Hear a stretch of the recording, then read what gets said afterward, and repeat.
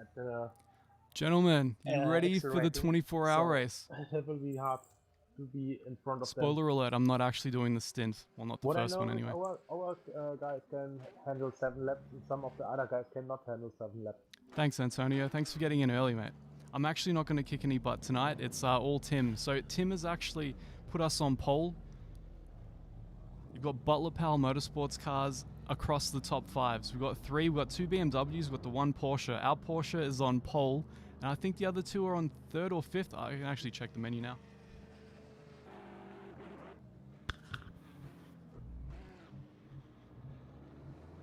I have no idea. But let's just say that we're populating the entire top 5.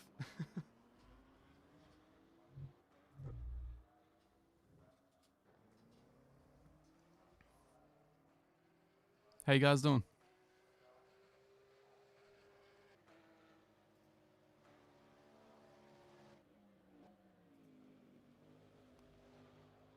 R-Factor mode engage. Please? Please? No?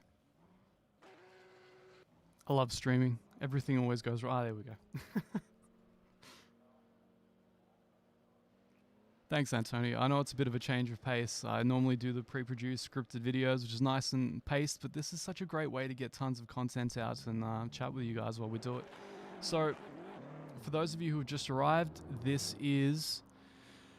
we're representing Butler Powell Motorsports. We've got 3 cars in the top 5. Our Porsche is on pole, so I have a lot to throw away mid-race. I'm doing one of the graveyard shift stints, along with Renee, hopefully.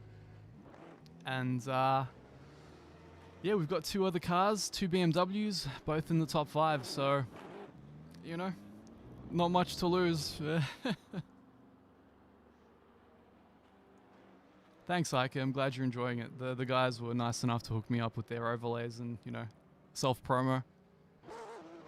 Soon I'll have a stream deck. I'll be able to, like, coordinate this whole scene thing, you know, have a nice retro wave intro like Jimmer. Thanks, Mark. William. Just Racing, good to see ya. Mateus. Thanks, man. Thanks, William. Hey, Pro Gamer, how you doing? So, first couple hours here, we're just going to chill. I'm just going to show you Tim's car. Tim has actually put our Porsche on pole position, so you're literally going to see what I hope is the fastest guy in the field. I feel like I have so much to throw away here. It's terrifying. Attention grid, all non-essential personnel leave the grid now. Here we go. It's the first time I've seen this, by the way. Would you believe I've never been in an R-Factor 2 multiplayer event prior to this, and they've just thrown me right into the 24 hours of Nürburgring, my favorite motorsport event ever. I've done all the training I could, but yeah. Oh, here we go. So, Tim, viel Spaß, viel Glück. Danke. Lass das Auto heile. Für dich immer. Just in case you guys are wondering what's going on, I'm in a team with a group of Germans. That's why they're really good at the Nürburgring. So you're going to be hearing a lot of German chat in the back. Und wenn die Leute vorbei wollen, lass sie vorbei. Wir machen das über die Taktik dann. It's a sim racing channel, Programmer. And this is a 24-hour race that you're watching. 24-hour endurance race, 5 drivers taking turns. Ich bin immer der Meinung, ich hätte starten sollen, weil jetzt, wo ich weiß, dass wir sogar 2 unserer anderen Autos direkt hinter uns haben. Das wäre wohl eine sichere Sache gewesen. Ja. Thanks, Cuz. Nein, die wären alle hinter dem Porsche gefahren, hätten mich getaggt und dann wären wir den ersten Stint durchgefahren. Ich hätte meine Pflicht getan, wir hätten nichts verloren. Das wäre wie ein Reset gewesen. It's all happening now. Do you guys want me to turn off the tags, the driver tags? Might be better, hey? Here we go. Ich war, glaube ich, der Start jetzt mal im Mode 4. Amadis, man, good to see you again. Ja, ich war jetzt nur die erste gerade, das reicht locker. Ach so. Ja. Oh, look at that car. Look at that rendering on the road car on the right there. Man, that's peak R-Factor. Ja, ich verbrauche 16,5 normalerweise. Nicht jeder sind schon so Schlucker wie du, Heiko. Ja. Ich verbrauche auch wenig Sprit. Cool, without tags it is for the time being. Let me know if you guys prefer the outside view, inside view, we can see what we can do.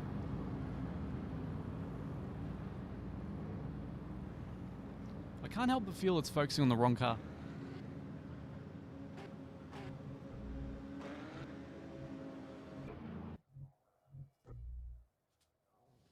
There we go. Attention grid, all non-essential personnel leave the grid now. Okay, that's some peak R factor right there. Was denn jetzt? Okay, we will try this again for the cup cars. Okay, it wasn't me. It Wait was R with factor. your formation lap. Please stay put until the GT3 cars get their green. So no driving for cup You're cars listening to race until control there. green is called for GT3 cars. The two GT3 cars at the back of the field may follow up the GT3 cars that are going into their formation roll in. You may close the gap there.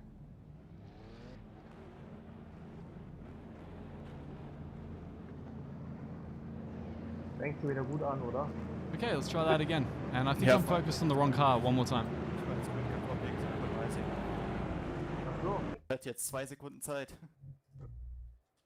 Guys, you're getting the true R Factor experience here. I should have just done the blown up webcam view because this is this is quite something. How good is that livery though, man? How nice does that 911 look? And I think we're fielding. Are we fielding the only 911 on the field? No, there's a few in the back there. McLaren, a couple of BMWs. I guess the Corvette domination has ended. Thanks, Schwerbel.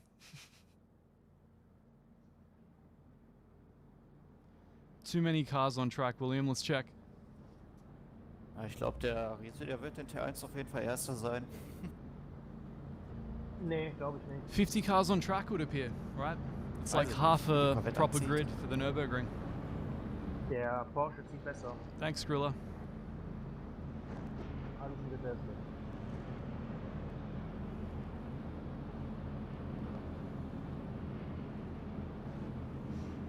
Du musst nur eine gute Reaktion. How about Spa, man? You guys excited for that? Maybe we'll do another 24-hour event there. Yep. I don't even know when it's coming out. I should probably bother the devs to let me know. I can't even think about another track right now. All I've been doing is racing this thing for the last 3 days.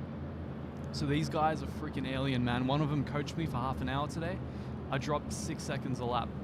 It's unbelievable. Green for GT3 cars. All right, we're green. Let's go.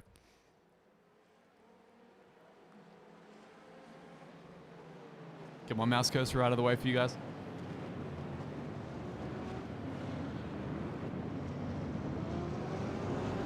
Ja, hab ich schon gesagt. Oh, Tim's dropped a position. War auch schon neben, als auf der Geraden vorne, auf der Stadtzielgeraden. All right. Thanks, Tim. Good to see you again. Shiv, it's all about the angling. You see, the closer your arm is to the camera, the bigger it looks. Also, I don't spend all my time sim racing, unfortunately. It's why I'm not an alien. Wenn Carsten hinter dir ist, lass ihn gleich You ziehen. guys really got to focus on Tim, though, man. He's an absolute alien. He put that Porsche on pole position. I think we know we're not meta. I think we know that car is going to be a living nightmare for us to drive over the course of 24 hours, but it's like, whatever. I guess they consider we're the expendable crew. So to those who have just joined us, I'm representing Team Butler Pal Motorsport, and we've got 5 cars that started in the top 5. So these guys are crazy good. I don't belong here. I'm just counting my blessings that I am here.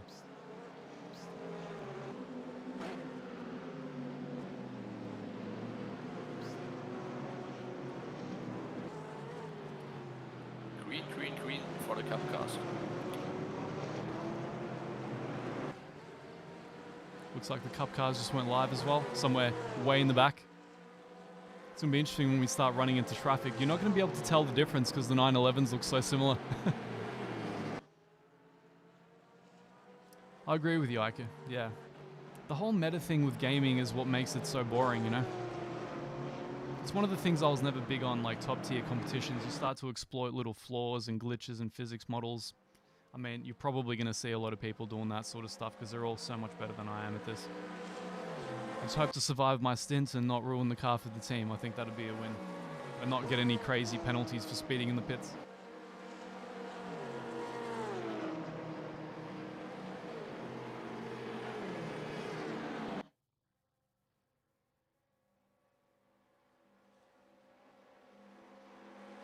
Ooh, some nice floating. So you've got to excuse me here. I am connected to the server from Australia. I think there's about 300 ms of lag, so things do look a little floaty from time to time.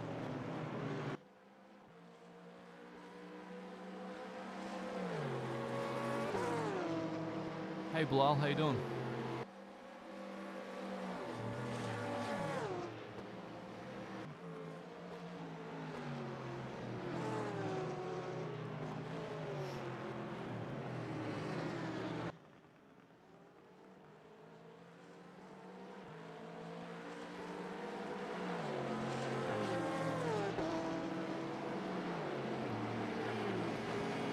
Can someone explain to Pro Gamer what endurance racing is?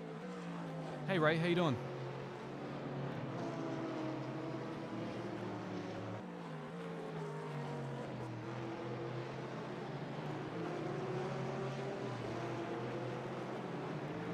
William, I don't know if I'd call it Pingland. I mean, we used to be... What did we used to call it? The Copper Wire Express, I think, because we were on 56k for so long, then we had to make do with ADSL. It was rough times in Australia. Definitely couldn't have an esports career here, that's for sure. Hey, Dutsky, what's up? So, my stint is actually halfway through the race. So this is going to be a two-parter. The first part is basically me just kind of commentating, sharing the race with you guys, and we're going to see Tim and how he's doing. I think Heiko is probably driving as well. They're, I think, our two best drivers. And I'm going to have a nice little nap, wake up in the Australian afternoon, and then take over in the middle of the German night and bin the car for them, basically, in the middle of nowhere.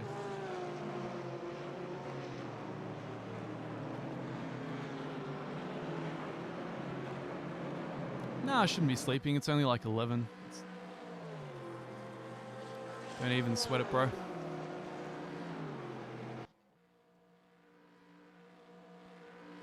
You can still see that Corvette balance of performance, hey? Oh no, looks like our BMWs are outpacing our Porsches. No! I'm gonna be in the slowest BPM car.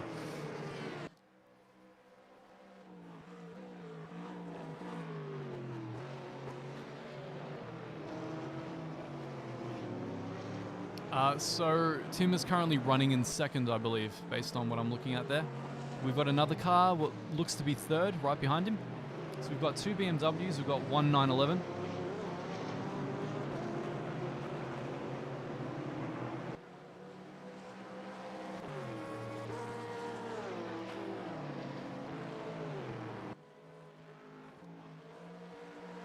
I'm gonna try and learn from this guy.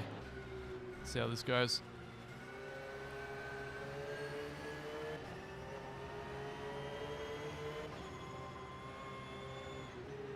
That's what I like to do, is watch alien laps for hours on end.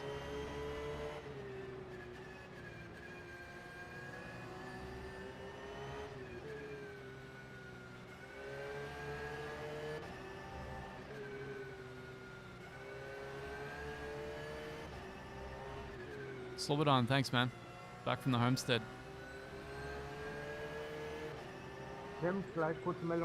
So I get into the car in the early afternoon here in Australia, which is about, I think it'll be roughly 12 hours from now. So I'm handling the second part of the race. They're going to give it to me when it hits nighttime. It'll be the dead of night when Renee and I do our stints. So I think they're just trying to get the worst of it out of the way. The dead of night, the slow guys, and you know, pick it back up the next morning and hopefully cross somewhere in the top 5 if we're lucky.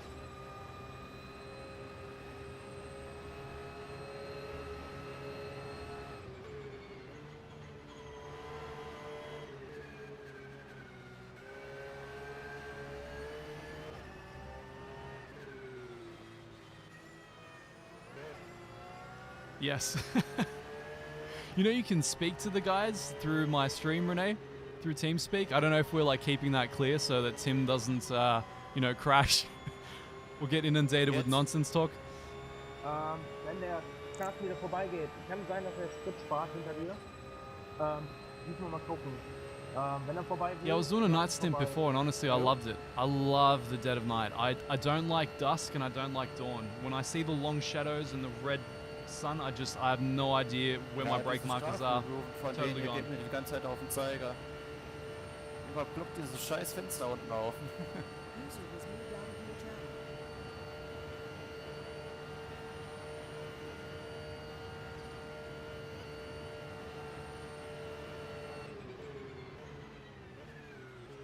Du brauchst keine Angst zu haben, die melden sich, wenn sie vorbei wollen. Okay. Alright, we're not dropping too far behind first. It's pretty good for a first lap. GG Tim, come on man. Bring it home. You alien. Driving straight to Area 51.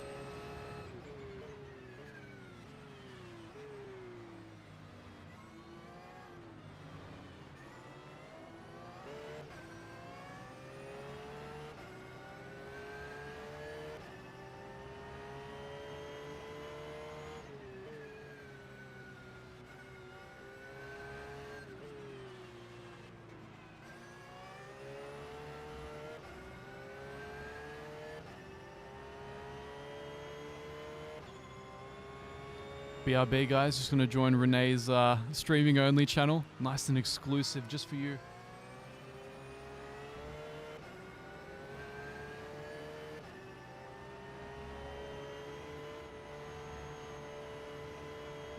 Channel switched. Alright, I'm going to assume that worked. Get that mouse cursor out of the way. So I don't really know why it's coming across so laggy. It could be because I'm in Australia. It could be because... I don't know. It could be because R factor. I mean, usually it's because R factor. I have the most profound love-hate relationship with this game.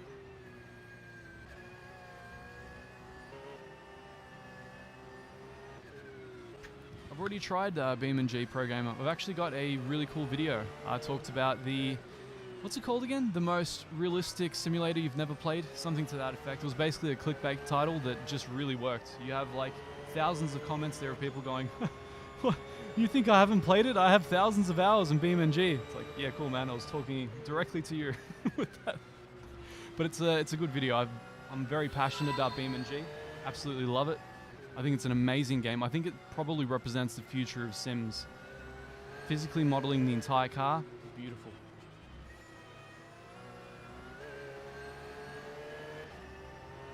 I did watch the real one, Oliver. Did you guys? I always watch the 24 hours of Nürburgring. Always.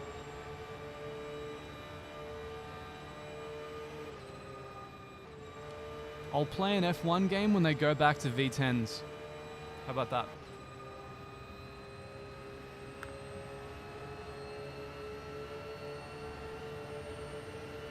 Bold statement. As you probably noticed, Renee, I've got us on a push to talk so I don't annoy anyone. Sean, my stint is in the dead of night, around about 12 hours from now, so we're just kind of chilling, watching the first part of the race, enjoying Tim's stint. For me.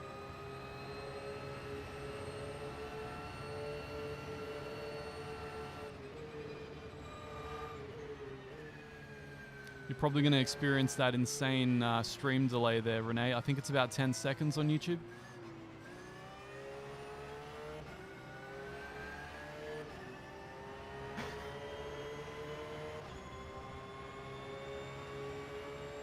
It's alright, I can like flex to keep you guys amused. Just like pull all the Olympia poses. Actually, that was a bad angle for the webcam. I gotta get better at that and improve my posing skills.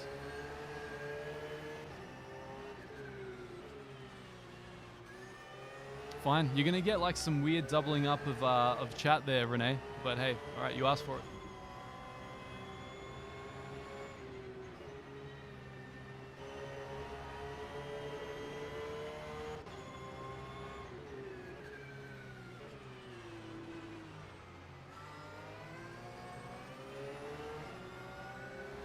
One, two.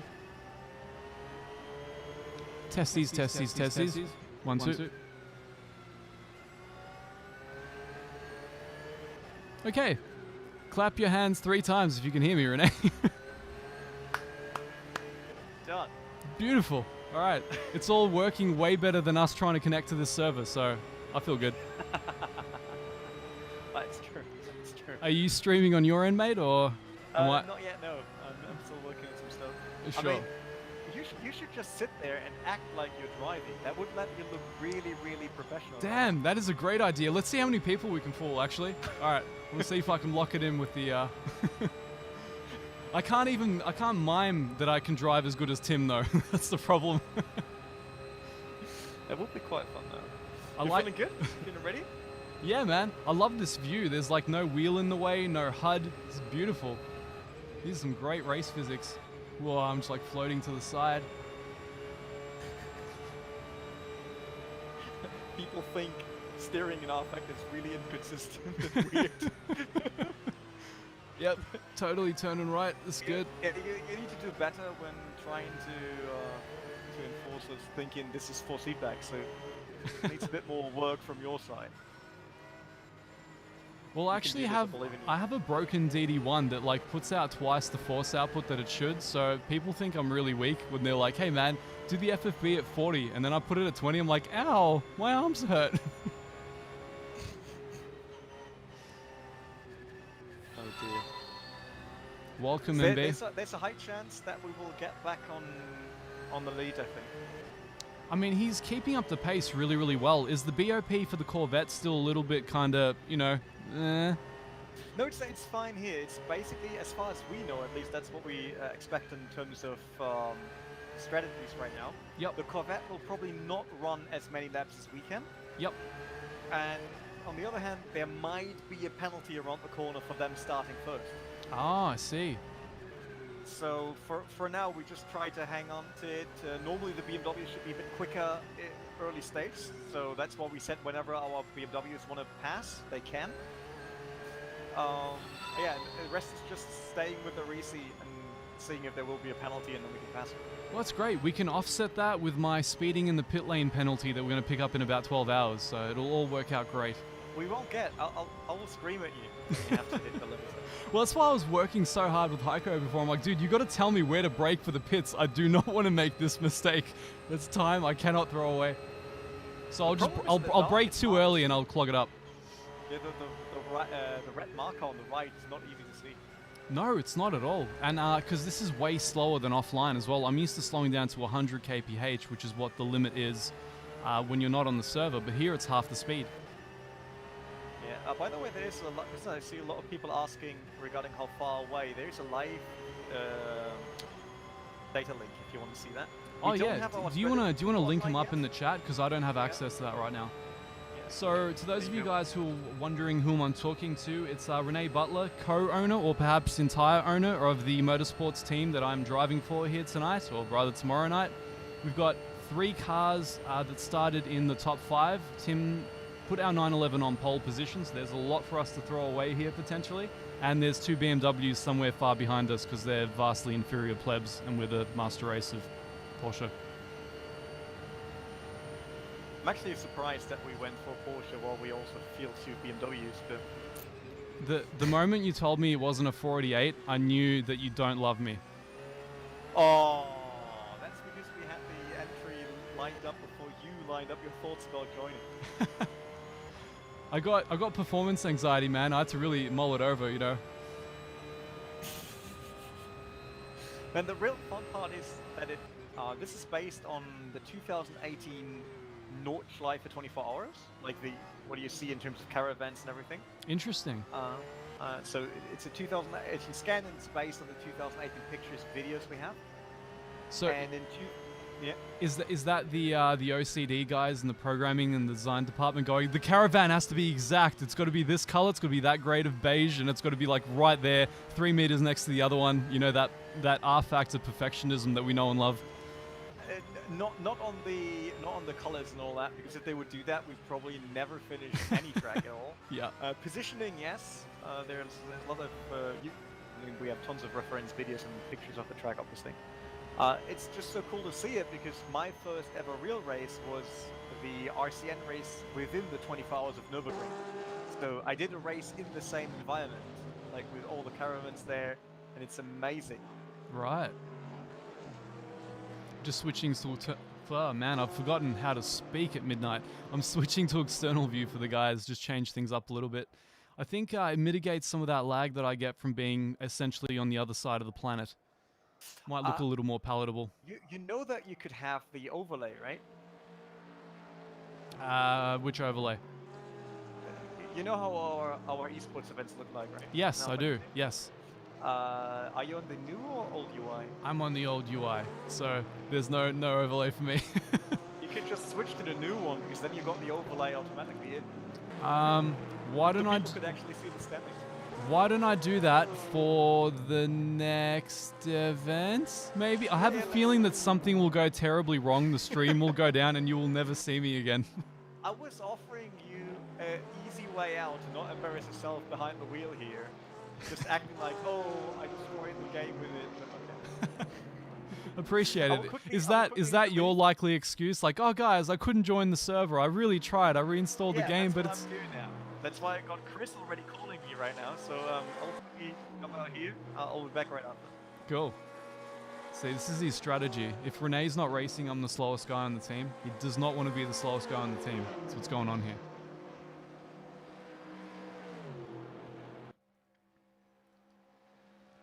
So I don't necessarily support anyone, Oliver. I just kind of watch and, you know, just kind of enjoy the race. I jump around to different onboard cams. I don't tend to like the main feed. I'm not much of a commentary guy, which is kind of ironic given what I'm doing here.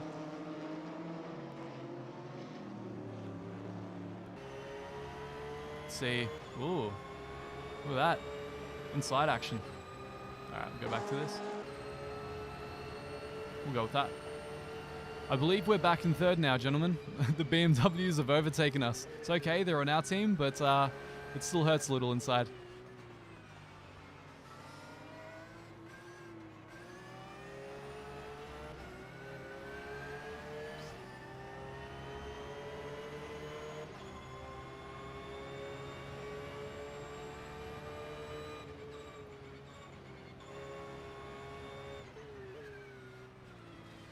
Overlay is indeed only on the beta UI, that's correct. I don't use it because don't tell Renee, I don't like it that much. I have to click more things in order to set up a race. I prefer the clunky old one because it's more utilitarian once you learn it, so I'm a sucker for these things.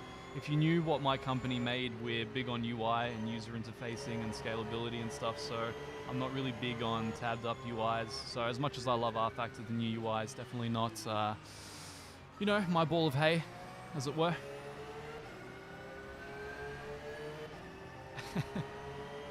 Renee, man, if you heard what Renee was saying on TeamSpeak before, I dare not repeat.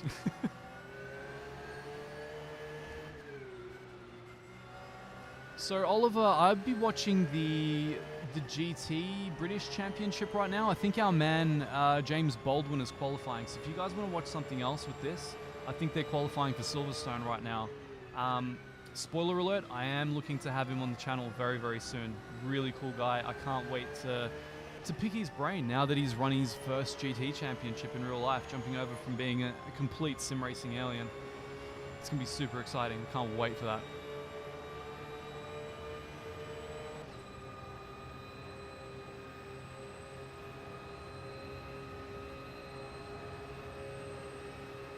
Mr. Baldwin is the man.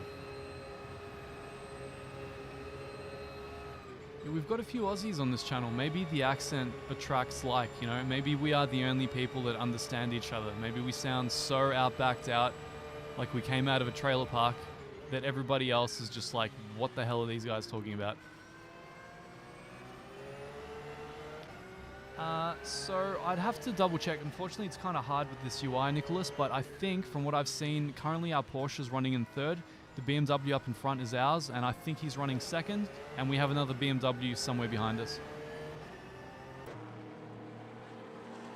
Far, far behind us. So the top three have really separated themselves from the field. I'll just double check. Mr. Tim is number third, so yeah, we're still on the podium with like 23.5 hours left to go. Yeah, quali's already done, Jeff. Tim put the car on pole. We had 3 cars in the top 5 with Butler Powell Motorsports. It was pretty crazy.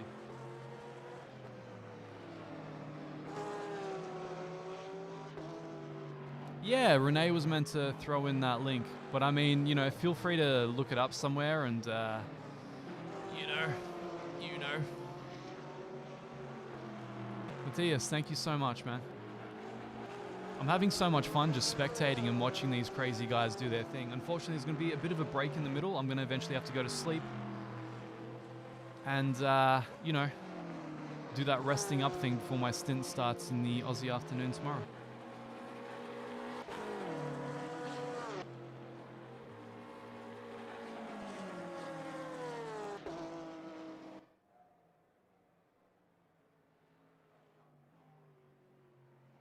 Let's try the onboard view again.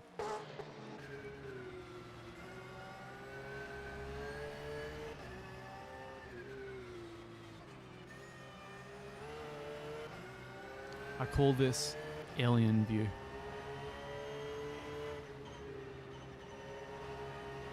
Oh, feeling for grip, just feathering that throttle. How good is that transmission whine on the 911? It is my favorite sounding car in R Factor. I hate the way every car in this game sounds, other than this one. For some reason, they've like rendered it the best out of any sim, and I don't understand why. I don't know how they managed to do that.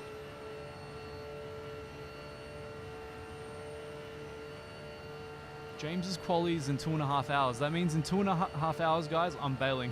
So you can catch me watching his qualification.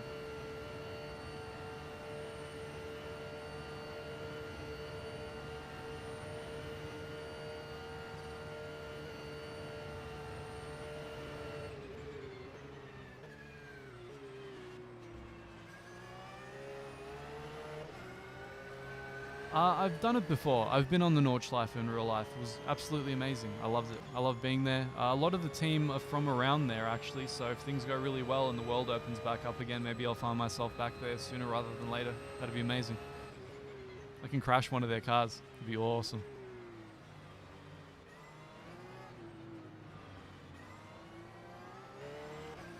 Alright, see if I can get some of the other cams. This is old R Factor, guys. The controls are all over the place. Let me just fiddle around with the view buttons.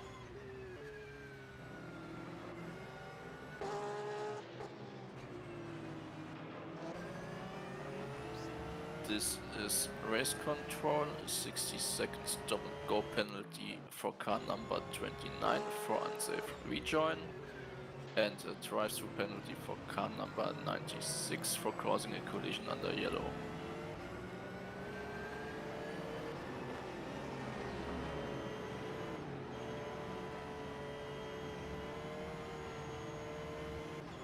I've like 4 change camera buttons bound and none of them make sense. The love-hate level I have with this sim is next level.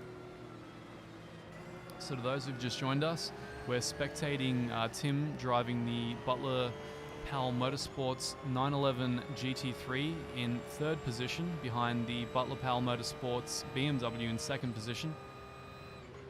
I don't know why we're fielding a Porsche, but we are. And it's very exciting. It changes its handling completely over the course of a stint. It starts as this kind of an understeery, steady beast and just turns into a complete drift machine by the end.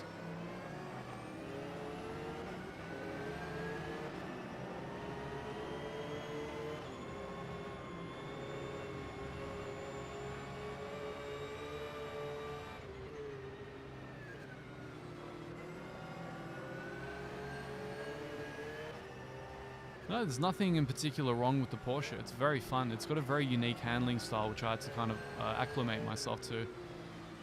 It's half the fun of sim racing, just learning new things, you know? If it was just a Ferrari again, it'd be too straightforward, I think. It's all I drive. How many laps per stint? I would guess about 7, based on the fuel loads I've gone through in single player. So about 7, then into the pits, new tires, maybe new driver. I'm guessing Tim's probably going to do at least a double stint. Good question. Where are the Ferraris? It's like the best looking car, the best interior, yet we don't have access to it. Very strange, right?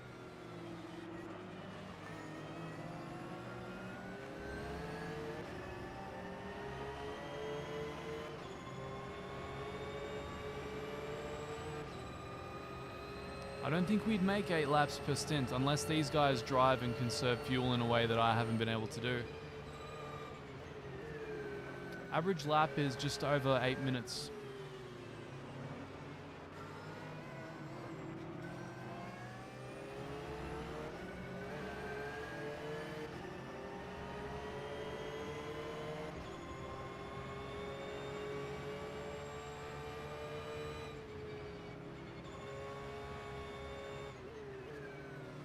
This is indeed a laser scan version of the track, and in my opinion, the best laser scan version of the track. It's got the most detailed mesh. Unfortunately, incorrect curbs, so if you're watching this, Marcel, curbs then C8R, right? That's the priority order. I don't really care about Spa. I mean, I do care about Spa. Spa's awesome. It's just, you know, it's Spa. It's like GT3 and Spa is like, it's like macaroni and cheese. The curb thing is unforgivable. I don't know how that got through. I'm like, am I missing something? Have they renovated the track when I wasn't paying attention? It's the newest laser scan, but unfortunately it took place just before the repaving. So the track that I was on in 2019 wasn't like this. Didn't have some of the bumps and undulations in there. Thanks, Ron. I mean, you know, don't congratulate me. It's you guys. You're the ones coming here to watch this. I love your support. I love that you guys are here sharing in this with me. I love this stuff. Hopefully one day we get to do it in real life. I mean, Butler Pal Motorsports run an actual Astra. Don't quote me. I think in the VLN or some race league on the Nürburgring. So maybe one day you'll watch us getting lapped by everyone. It'll be glorious.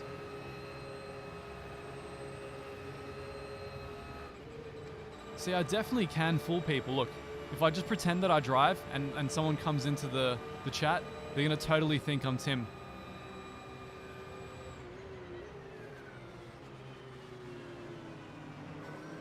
Guten Morgen, Gesundheit, you know, etc., etc.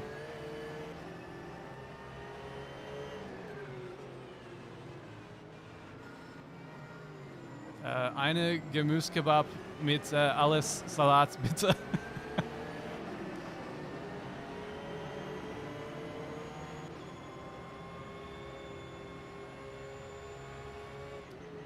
Yep, I dropped a gear then. It was great. I'm so elite. Oh, yeah, a bit of a counter steer there. Yep. Every day is arm day, mate. Ghosty, welcome.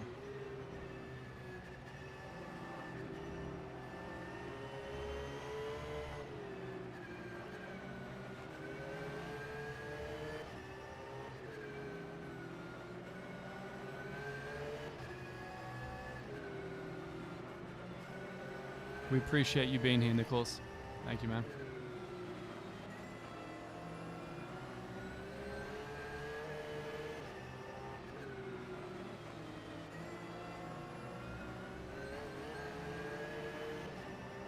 You know,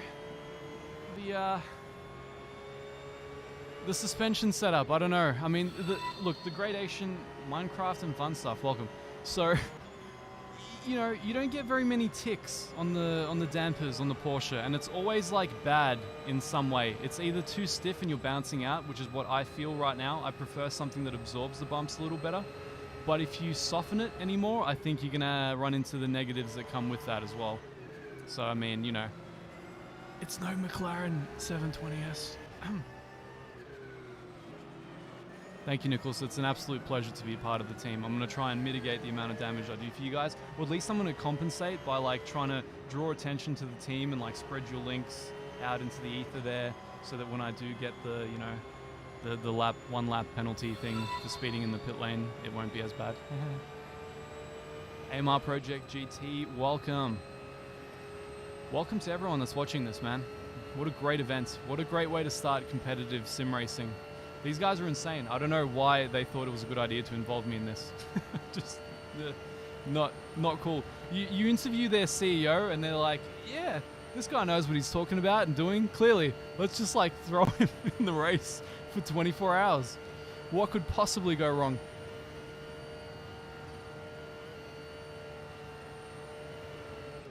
You know, one thing I need to do is this microphone unfortunately is running raw when I do my streams. All the processing that I do runs with plugins offline when I do my properly produced videos.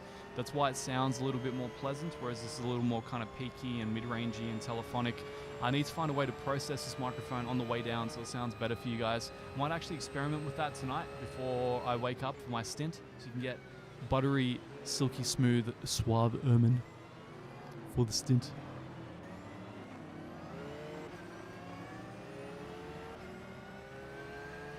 You know, Nicholas, the irony is that I am closer to alien laps in ACC than I am in R Factor. I don't know what that's about. I can get like within a second in most tracks in ACC, but on R Factor I feel like I'm a few to several seconds off. As much as I love this title, and correct me if I'm wrong, I have this feeling that when you drive it on the limit to like alien pace, everyone's constantly slipping the rear end in a way that you kind of wouldn't do in a real car, you know? Again, correct me if I'm wrong, but that's just what I've perceived here. It's a little more rear-endy and slidey than it should be.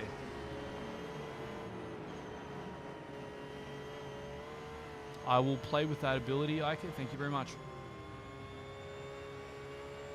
Larry, thank you so much, man. Thanks for joining us.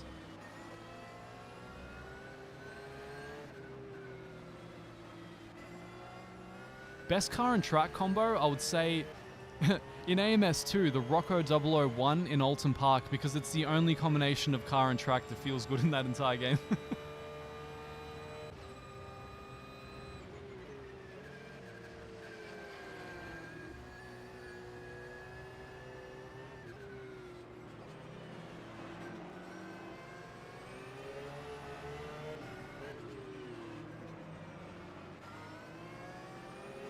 Yeah, I kind of struggle with the limit, Nicholas. I don't really, like, I adhere to lines that I watch real race car drivers do. I'm one of those autistic guys that just watches hours of onboard footage, so I use their brake markers, I use their throttle inputs and brake inputs to, you know, acclimate my driving in the sim world.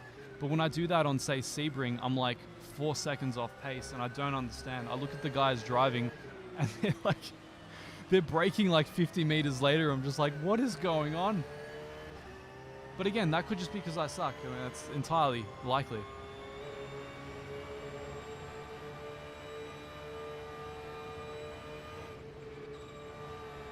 Hey Martin, welcome. GT3 cars compared to the Cup cars, I think I was seeing like 20 to 30 seconds difference in the lap times in practice. Correct me if I'm wrong, it might not be that large, but it's large enough, you know? It's not like...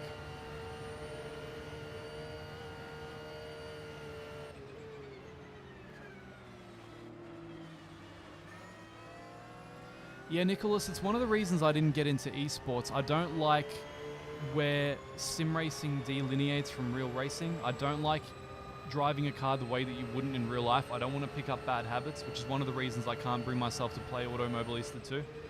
It's like the bouncy castle simulator. Whatever they're doing, they're not simulating the feeling of a car going around a racetrack, unfortunately. But I have great hope that ACC and R Factor will get there within the next 5 years. I really hope so. They can iron out the worst of their bugs, and we can finally start doing one-to-one inputs. Unfortunately, I think ACC is probably closer at this point than R Factor is. R Factor's physics have fallen behind a bit. Drivetrain emulation, the gearbox thing, you know, temperatures, the tire model not having tire failure built in, little things like that.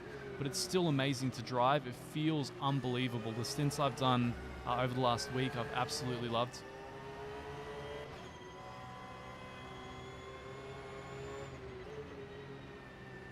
Did you guys see that Automobilista 2 just teased their Nordschleife? It looks absolutely amazing. But you got to wonder, like, how's that bouncing going to go? I mean, this isn't a smooth track, you know? You're just going to, like, fly right out of that carousel. Imagine Whipperman, man, when you're going over the curb, you just like get airborne, like fly into the grandstands. Hey, Tortellini, the aliens have arrived.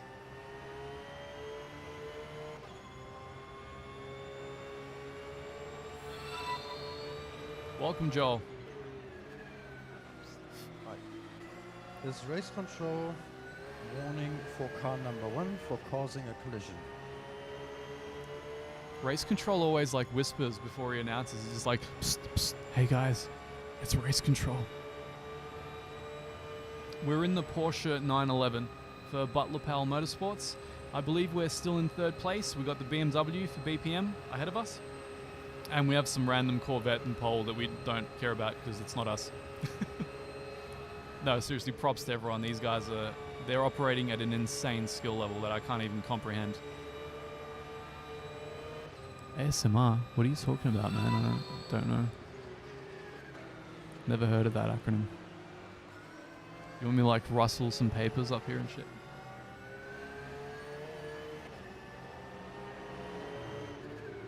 This is indeed our Factor 2, yes.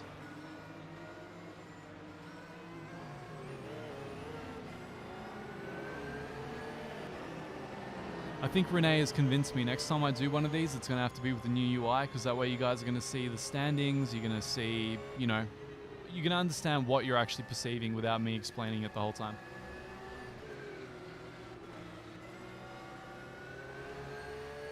What do you mean autopilot? I'm totally driving this.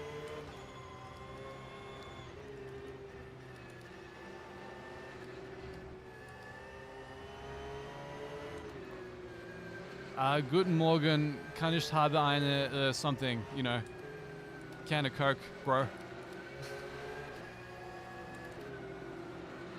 Oh yeah, I'm getting these lines so good. Look at me, I'm like catching this slow cup car thing here. Hope he lets me through. Ooh, blue flag. Yeah, you better let Tim through, bro. I mean me, not Tim, me. Ha.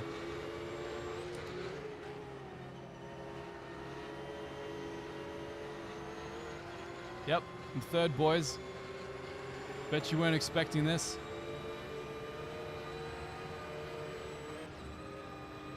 Force feedback is so light because my arms are massive, it's great.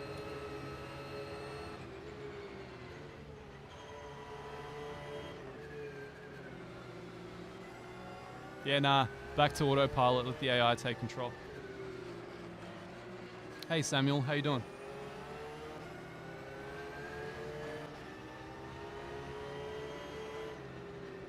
My stint is, well, Renee can probably tell you, I don't even know. It's sometime in the Aussie afternoon tomorrow. I'll be sure to wake up, you know, in time for something. Welcome, Danielle.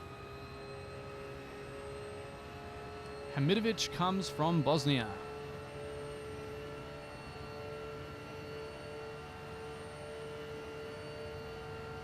What wheel would I recommend for advanced sim racing? I would recommend this glorious Formula V2 rim paired with a Fanatec DD1 base, which you can find the affiliate links for right down below. No, I mean, I'm quite happy with my setup. I've spent a bit of money on it, and I quite like it, to be honest. I think the CSW V2.5, man, Fanatec, God, that thing. The belt-driven wheel, really good, if that's within your budget range. The DD1 also is very good. If you're an alien, like, rich guy land, maybe the Simucube too. Thank you very much. I can like talk and race without touching my wheel. How good is that? I do hear good things about the Simucube. But, you know, you got to be in a particular financial position for this. What got me into racing? Waking up Sunday mornings and watching the motorsports highlights and watching Colin McRae fly through the air in some new corner of the globe, over dirt, over cows, in his Subaru WRC car. Ever since, yeah, I've loved motorsport in some respect, I guess.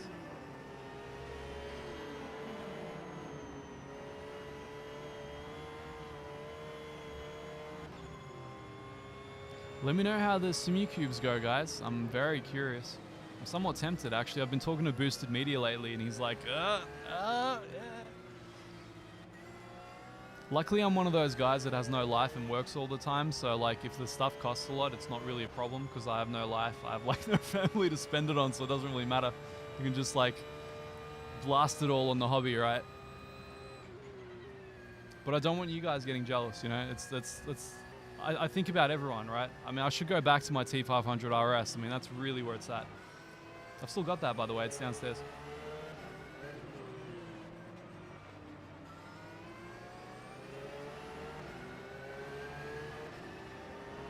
Yeah, the DDs aren't really a world apart from the CSW. It's what I heard from Boosted. It's kind of what I felt myself. It wasn't entirely transformative, but one thing I will say is that Fanatec are really working on the drivers a lot. There's a lot more they can extract from these bases.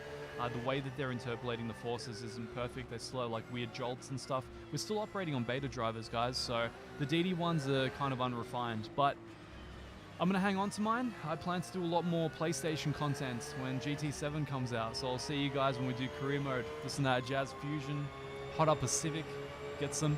Yeah.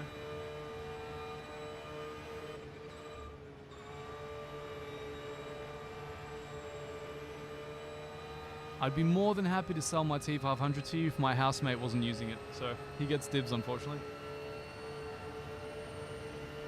Red Panda, I got so many people who started watching this channel because of the hatred for Project Cars 3. If you care to, you should check out... What was it again? I did a stream the other night where I played the new Legends DLC.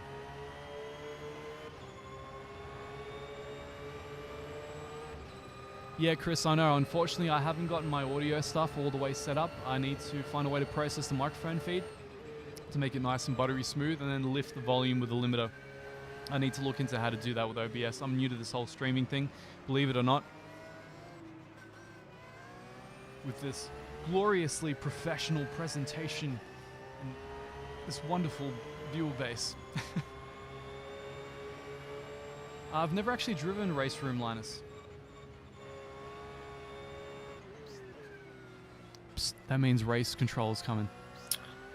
This is race control, drive-through penalty for car number 24 for causing a collision, and warning to car number 68 for causing a collision.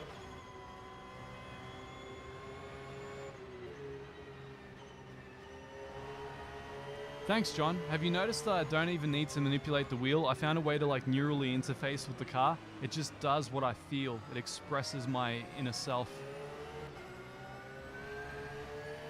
Thanks, Chris.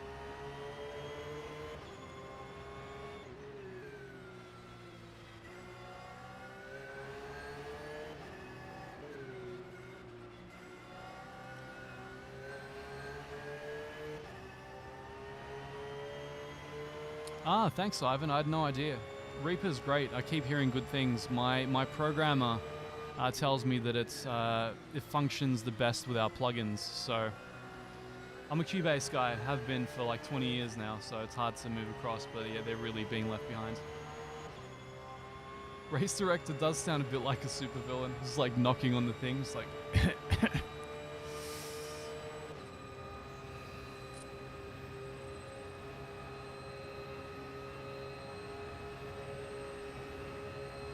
Yeah, high-end pedals. I mean, I don't know what you guys consider high-end anymore, but I've got some Heusinkveld sprint pedals beneath me. I mean, they're way better than I am, so can't complain about that.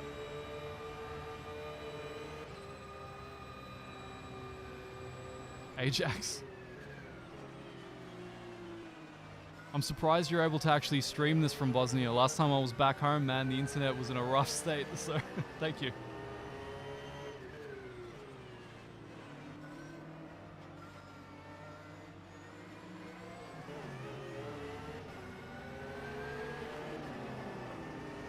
I'll see, Ivan, if there's a way. I have an RME interface, right? So I have internal software that can process stuff with zero latency. I can probably put an EQ and a compressor, maybe a limiter on the mic feed. That should be more than enough. Maybe a de-esser or something like that. And then just maybe a limiter on the back end and pump that out into OBS. I should probably, like, you know, act like an audio engineer.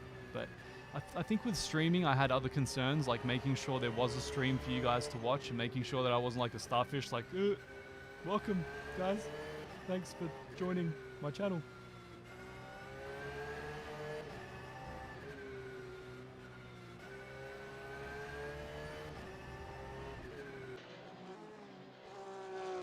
The car behind is so far behind I can't even see it. How's that for an answer? It's a little bit of outside view for a bit. I think we're in our own little gap. That's one of the great things about the Nordschleife. Once you space out, that's it. It's your thing. You can see this on all the onboards from the actual 24-hour races.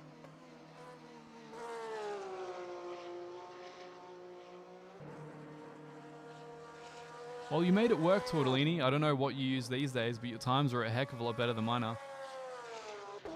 I do not speak French. I'm not sure where you got that impression from, but nope, not me. Other than je ne sais quoi. What? The starfish never should have fallen out of fashion, man.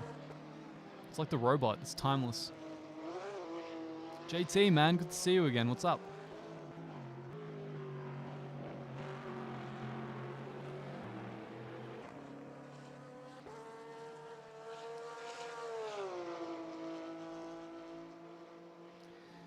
Well, I mean, this is close to the real one in the sense that he has to negotiate 49 other cars. That's pretty decent for a sim. You know, the fact that we can have that many people on a server and have it all as a unified race and have it somewhat function as an event, that's pretty damn cool. Position right now is third. So we've got the Porsche in third here, driven by Tim. We've also got the BMW ahead of us is a BPM car as well, and he is second.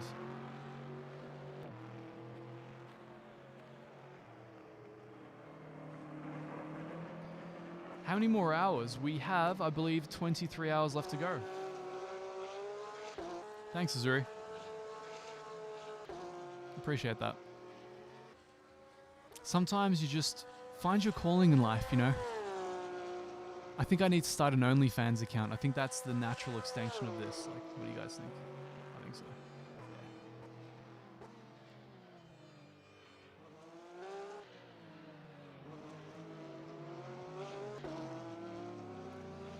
Jack, if I streamed all 24 hours, I don't think I'd do the team much justice, unfortunately, when I did my stint. So I'm going to stream this probably in 2 parts. I'm going to stream this for as many hours as I can, probably until Mr. James Baldwin starts quali at 2:30 a.m. Then I'm going to watch Mr. James Baldwin do his real-life quali. And, you know, I'm sure the team can survive without me for a couple hours. I'm going to go get my beauty sleep, and I'm going to wake up, caffeinate like crazy, get my energy drinks, and do my stints. Do my hyper-wide nighttime graveyard shift stints on the Nordschleife. It'll be great.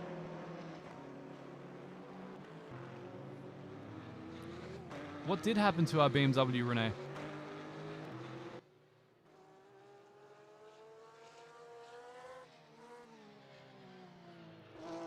Adrian, because I'm not good at this whole streaming thing. I just started it a few days ago, and just getting the stream solid and actually, you know, showing you guys the race is like more than I could ever hope for.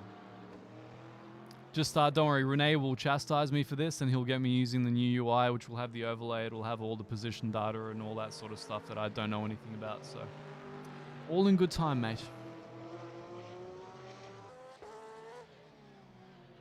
Oh, we're back to second, guys. I mean, that's bad. I think it means the BMW dropped out or something. But, you know, we're ahead, so that's cool. I'll just pretend that we're in the cup car. We're just so damn fast. We're second in the overall race in a cup car. Look at it. I mean, we just tuned it so well.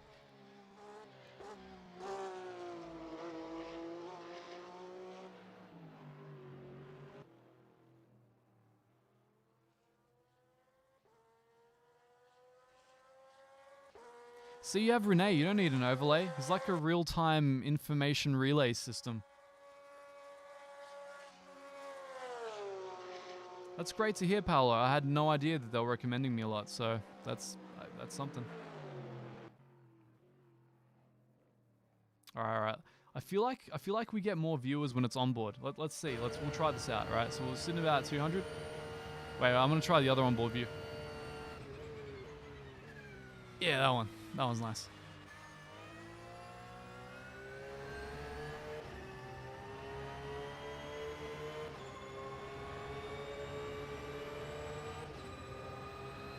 Glad to hear that, Todd. It's part of the reason I run this, man.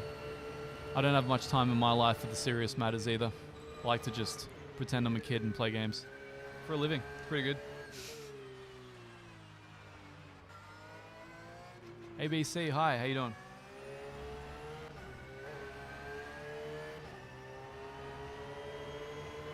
I believe I'm due a motion rig from the Next Level Racing guys, so I don't know what you guys are talking about with the base shaker. I'm hoping the motion rig gives me whatever I need to get from that kind of experience.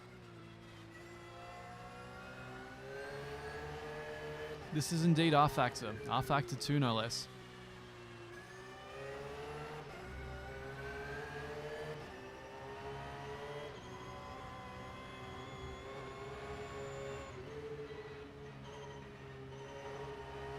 Pretty good though. We're just kicking back, watching the race together. That's what it's all about. We should do this during the 24 hours of Nürburgring. What do you guys reckon? Would that be legal? Would I be able to re-stream the live stream of the 24 hours of Nürburgring and do like an Ermin Reacts with audience thing? That'd be pretty good. I can just like judge the guy's line mercilessly as if I know what I'm doing. I am streaming from Melbourne, Australia. Which is probably why whatever connection issues you're having is why you're having them.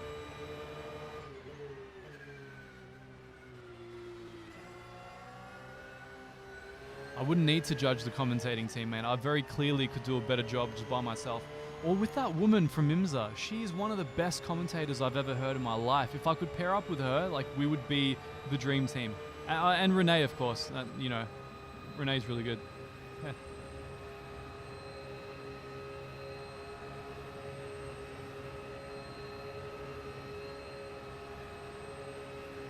Yeah, I've had a friend use reshade on R-Factor 2. Doesn't that just kind of change the color balance? Does it desaturate the colors, I guess is what I'm asking, because it kind of looks like Disney. I don't know, Keegan. You tell me, to be honest. It's just the one woman they have commentating. I think often from the pits, though, I feel like she should be the primary commentator. She is so good and so knowledgeable.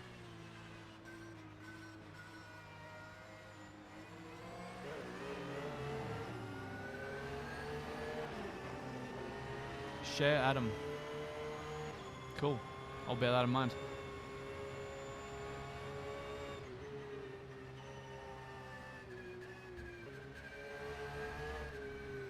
Oh wow, did she commentate the Bathurst as well? I don't know how these leagues interact. I don't know who hires the commentators, how all of this works. But maybe, if you guys rep me enough, I might be able to like pair up with Jimmy for the next GT Sport competition up in Monaco somewhere. Get put up at some like high rise that costs 5 million a night. You know, if you care about me, guys, please just annoy someone until they make that happen.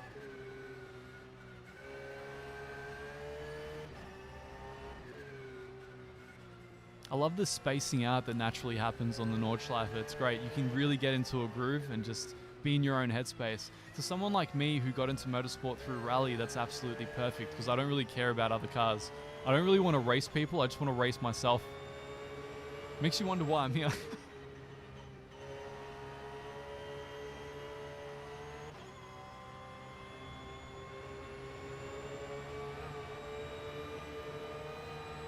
Yeah, she strikes me as one of those people like Rhonda Patrick, just photographic memory, just knows everything. I am so jealous of that level of capability.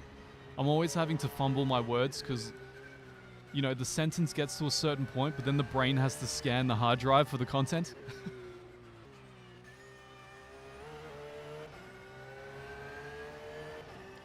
Yeah, AA is definitely something that R-Factor needs from time to time. I'll look into it, thank you. Tire deformation cam. That's a great idea, mate. Let's see if we have one on the Porsche.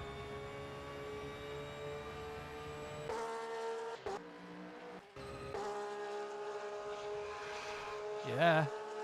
That's the good stuff. Look at that. Look at those Michelin's bounce. Ah, oh, man. That's the stuff. You'll watch that for hours. I promise I'm not a serial killer.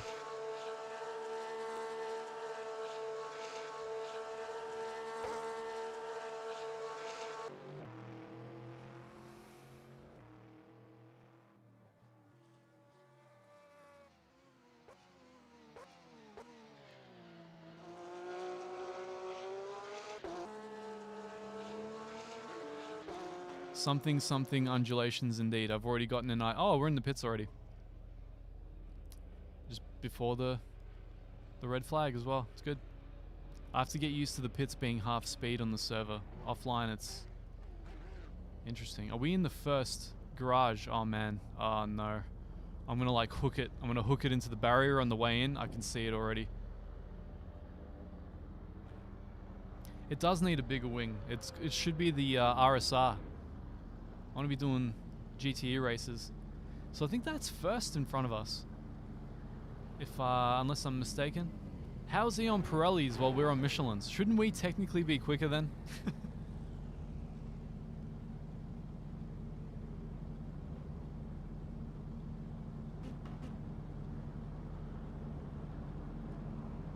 I should get endorsed by Michelin. I just like had that idea. I use them on my road car, rep them on sim racing.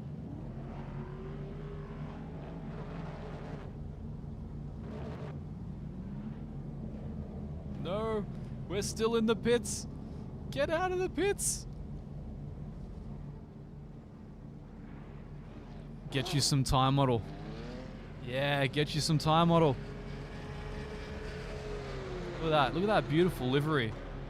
Makes you want to support Peter Bonk Performance and 7 Mod and whatever all those other logos are that I support now.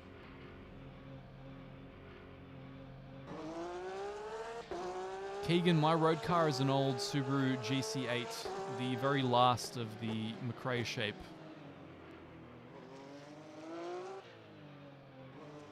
Yeah, I think he's run basically a full stint. It's been about an hour. Each stint is about an hour, so that would have been it. Ran out of fuel. New tires. New Michelins. That's right, that's what the commentators have to say. New Michelin rubber. That's how we get our free tires for the event, you see. Oh, look at that. Did you see that flex? Man, that is sick. Oh, look at the flex here on the load. It's going to be sick. Oh, come on. It's happening on the other side of the car. That's not cool. All right, that's all right. Oh, yeah, that was mad. All right, when he does the like high speed, there you go. There it is. There it is. That's why we play R Factor, guys.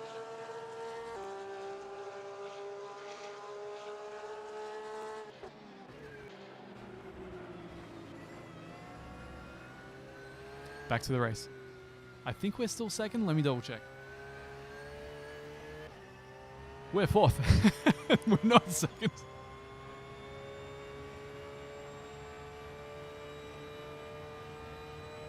My favorite endurance racing driver, Kevin Estray. Dude is spirited, man. It's got to be him or Lawrence. I think it's got to be Kevin. You get all kinds of flex on this channel, guys. Tire flex, bicep flex, all the flex. Let me know if you guys want to hear more audio from the game in relation to the mic. I have a feeling I'm a little bit too loud. Would you like to hear the game a little bit louder? Or the sim, sorry, it's not a game. I'm going to get the purists after me for that one. I've seen the Porsche Endurance documentary. It's amazing. I love it. For Spa and the Nürburgring. So good. There's the Michael Fassbender series they're doing now. The Road to Le Mans. That's so good. Flax God. Nah, Flax God, man. You've said it. There's no taking it back. I'm the king of flaxseed oil.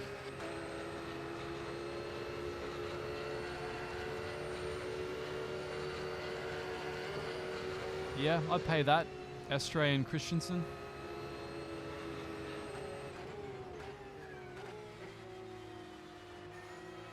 Matt Campbell, man, I'm mostly impressed that he managed to make it there from Australia. Like, how did he end up doing that event? He's basically living my dream vicariously, you know?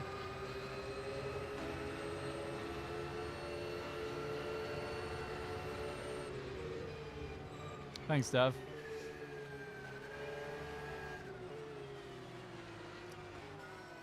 The Porsche always tries to kill us. That's half the fun. That's why we're driving it.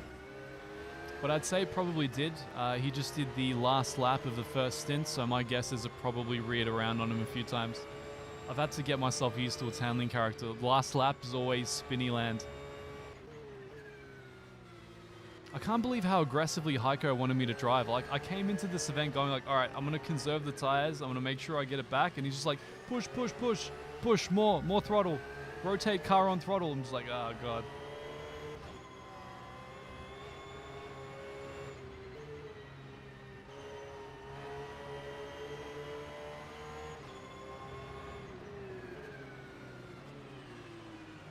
Everything's estrogenic, Luke. Everything. Even the water we drink, bro. We're living through the testosterone apocalypse.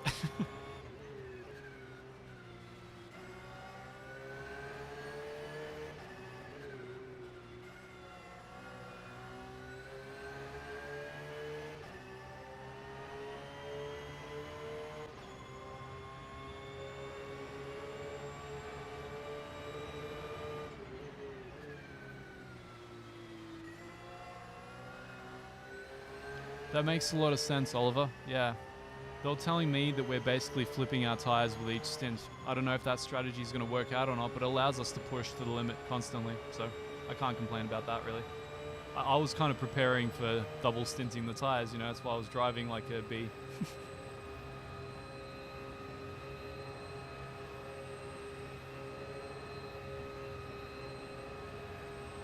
Alright, back to outside view.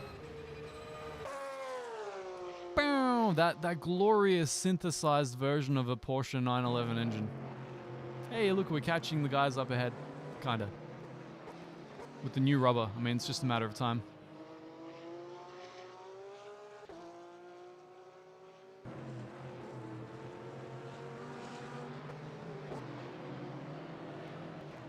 So in this car we can do 7 laps on a full tank from what I experienced. We've got people in here saying 8, but that might be a different engine map.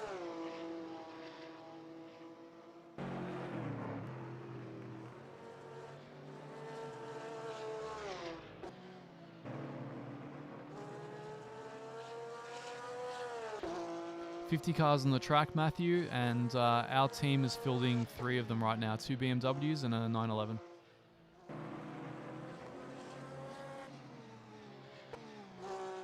Yeah, the netcode is godlike, isn't it? I don't know. I'm sure Marcel will catch this stream and be like, Ermin, why didn't you set this obscure setting that stops the cars from floating in R-Factor that you got to dig through like 3 INI files to set up?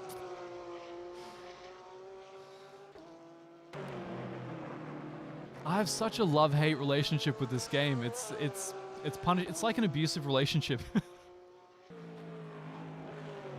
Currently we have Tim driving. Tim Neuendorf. I'm gonna obliterate that name anyway, but you know, it's Tim. Tim's the man. He put this car on pole for us.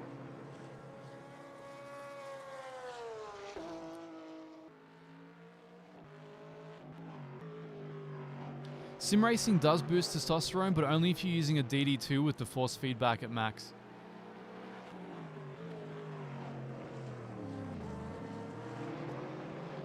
Yeah, I've noticed ACC has the same problem. Whenever Jardiere and Jimmy were spectating one another, it was like, what? So this should be a little bit more fun for you guys when I'm the one driving the stints. It won't be fun for me because everyone else will be lagging like this when I'm driving, so that's going to be interesting. Wow, we're not that far. Wait, is our BMW first? Renee, are we in pole? Renee, the BM. Damn, it's not. Okay, fair enough.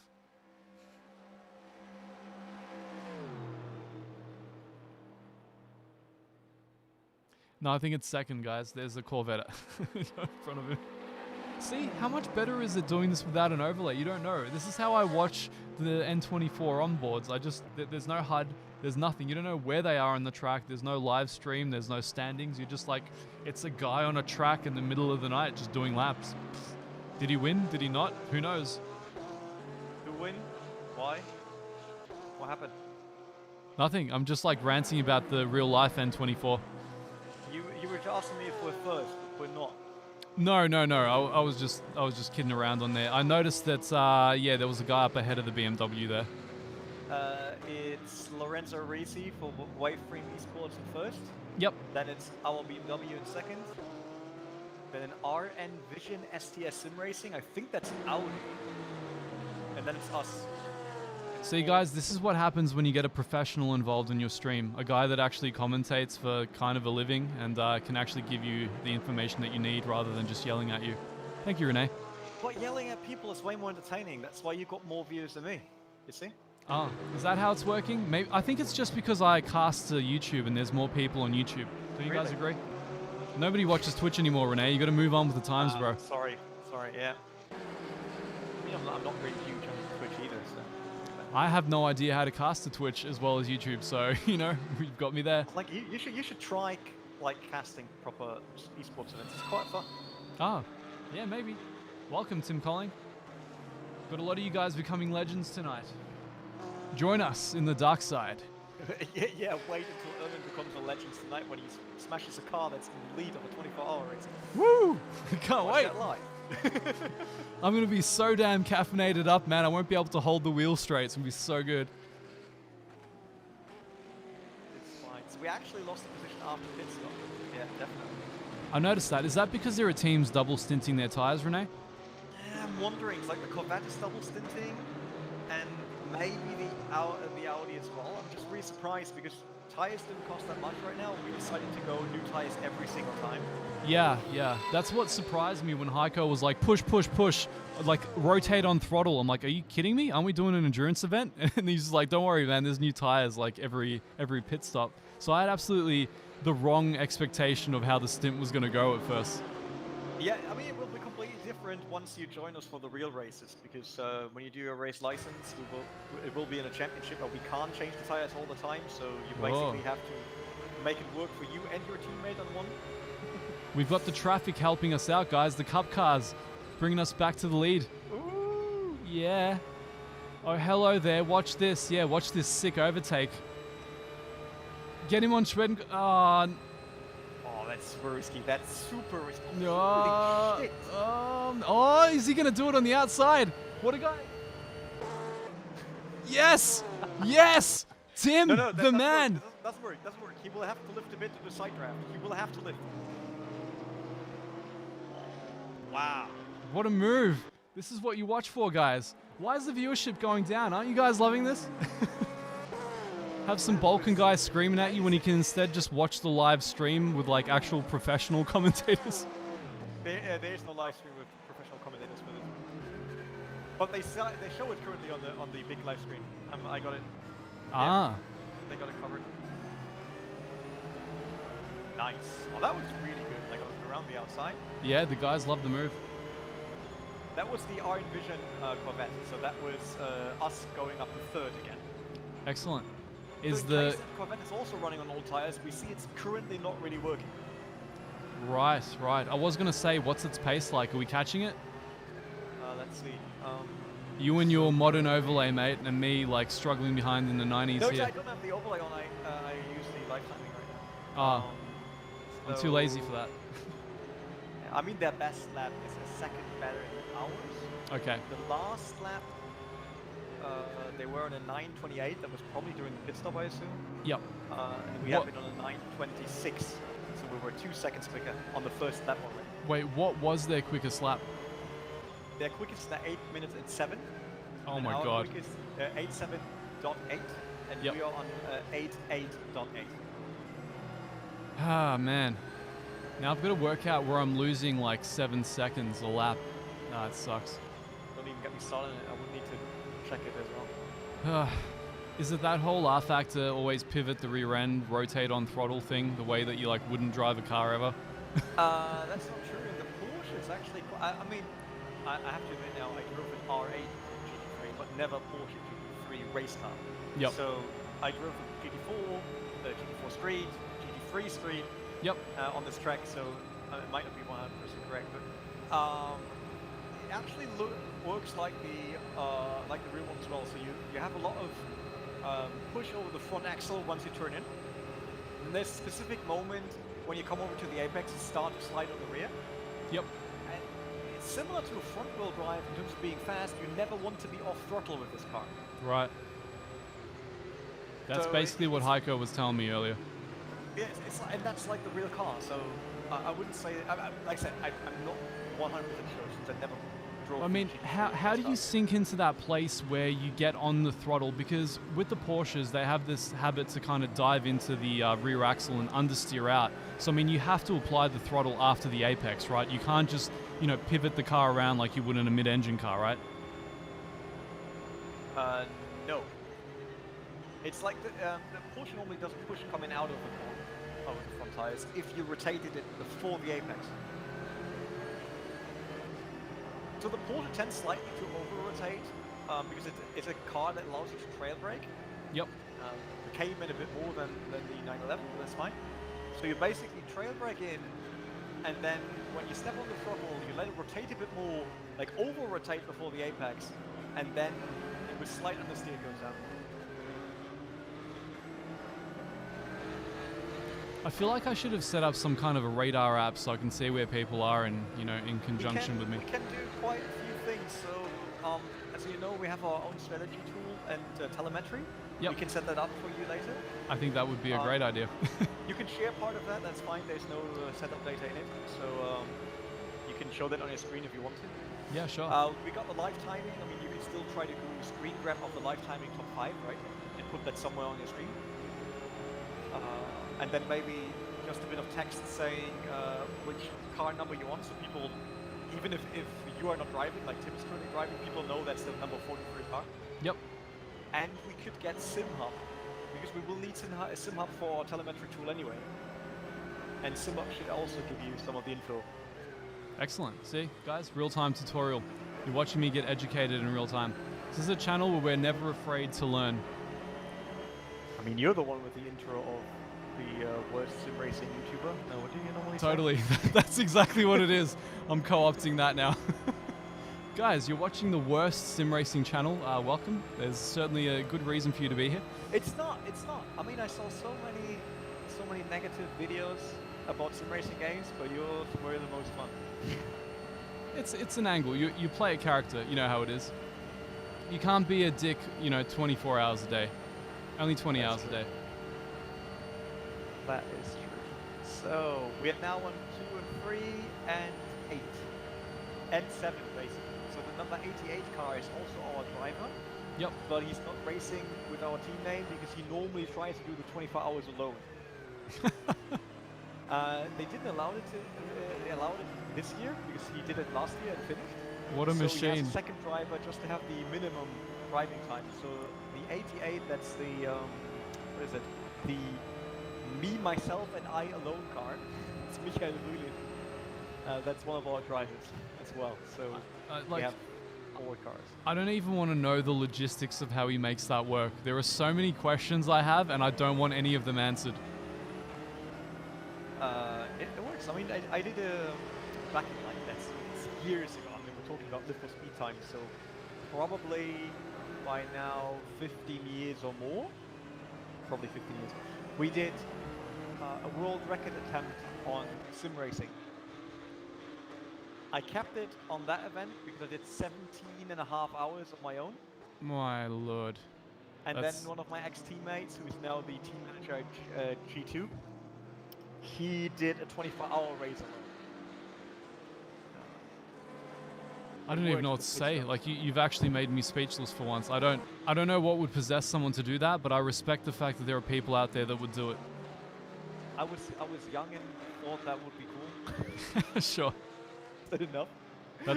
That's a lifetime removed from me. I'm very old and have like 4 businesses I have to account for, so I have a lot of people screaming at me the moment I'm gone for longer than like 2 hours at a time. I'm happy to give you another role in the team, so you can do even more for the race team or such. So. Only if you start to pay me, bro. It's getting no. Look at that. The Porsche is catching up to a BMW. So I know. BMW did 8:12 last lap. We did an 8:9, so we're a lot quicker right now. I'm tasting those BMW tears, sweet and salty. The problem is we didn't overtook during GP, so Nordschleife means we both losing time.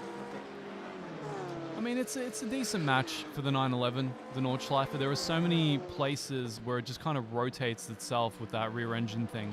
It's we could be doing a lot worse in terms of car choice. Of course.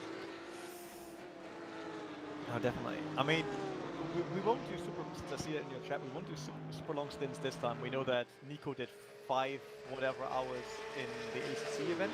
Yep. Alone. We don't equal to 21. It's a solution. We won't do that, so we always do 2 stints and then change the driver. So it's Tim now for the last time, then Heiko will take over. And then we do that until we finally throw me in and then throw you into the mix as well. Did you tell people yet that you're the finishing driver in case we finish? What? I'm the finishing driver? That's the first I'm hearing of it. Oh yeah, you are. So we all do 5 stints. Oh god. Okay. Cool. Where are you on? Yeah, you're like for European times at 12 till 1. That's your last stint. So it's a single stint. There you go, guys. I'm the finishing driver. I get to bin the car at the finish line right at the end. It's gonna be awesome. It's gonna be great. It's all hinging on this channel. You're gonna see it all make or break or both. at the same time. All here tomorrow. Wait, so you're telling me I'm doing a stint during the day as well? I've been practicing in the dead of night. Yes, it should be easy once you see the track, right? Well, it depends. If it's like dawn, that's the worst time to drive in R Factors. All those long No. shadows, all your brake markers are gone, the headlights don't work. Noon. Noon. Lunchtime, basically. Perfect. So it should be fine. Sergeant Wombat, welcome. Back again. Back for the real event. You took down the BMW there. Just because I'm a complete newbie with TeamSpeak, is there a way I can turn you up in that app? I think the viewers probably can't hear you too well. You should be able to right click. Beautiful. Yeah, right click and then there's a...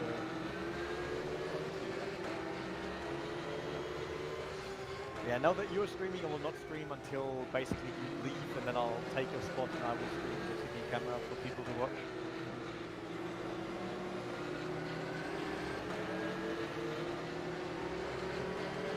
Okay, hopefully this works. You know that we're doing real weather today, right? I looked at the forecast, man. I know. I looked at the Yes. forecast.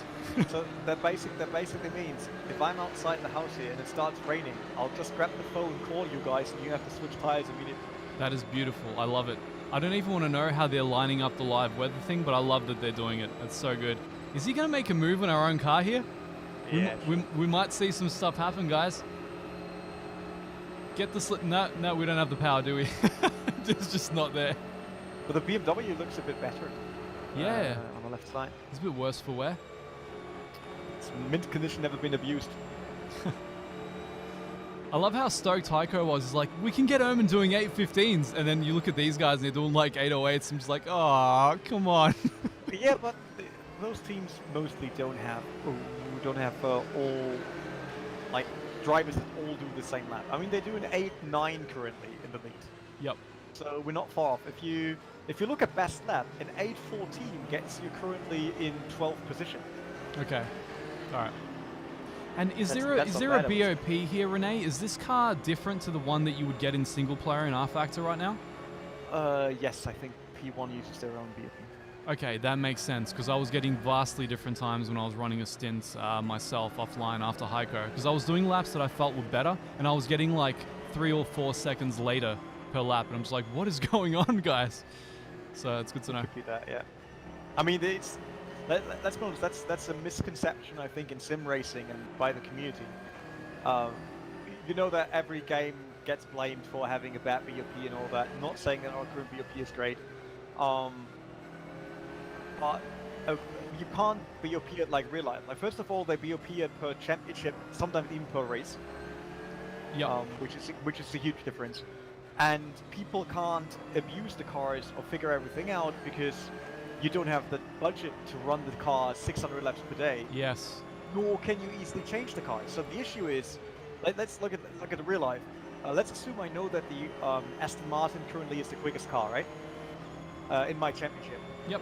But I might not be able to buy it because the Aston Martin costs, what, 700,000 base package. And then, on the other hand, I also know that Aston Martin won't give me support on track, while if I run a Porsche, there will be a truck with all the parts every day on the track. Yep. So, that changes my decisions, right? I might go with a Porsche because I want to make sure that I have the parts available rather than going with the fastest car. In sim racing, people can just choose whatever. You're So absolutely as right. I soon as mean, someone figures out- it's the kind of thing we've been hearing a lot from James Baldwin. I mean, I've been following his ascent through GT3, the real world, quite vividly for the last couple of months. And the things that he always seems to say is that the differentiation points between the sims and real life aren't so much the feel. You can account for that across a couple of laps. I mean, if you're an alien, you can basically come to grips with it very quickly. But what sucks is that you only get so many practice laps. I mean, tires cost money, fuel costs money, running costs add up. You know, the team has to foot the bill. And I think we're finally catching the BMW, guys. I think we finally got him on the back straight.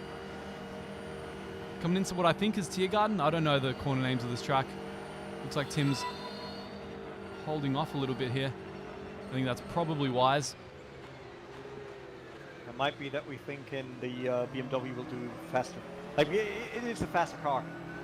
And So- welcome, Dexter. I like it. I like that you had so much confidence in both of us and our abilities that you're like, you know what, if we're going to wipe out one of the cars, let's make it the slower one. But I love what Tim is doing with it all the same. He's actually making this move.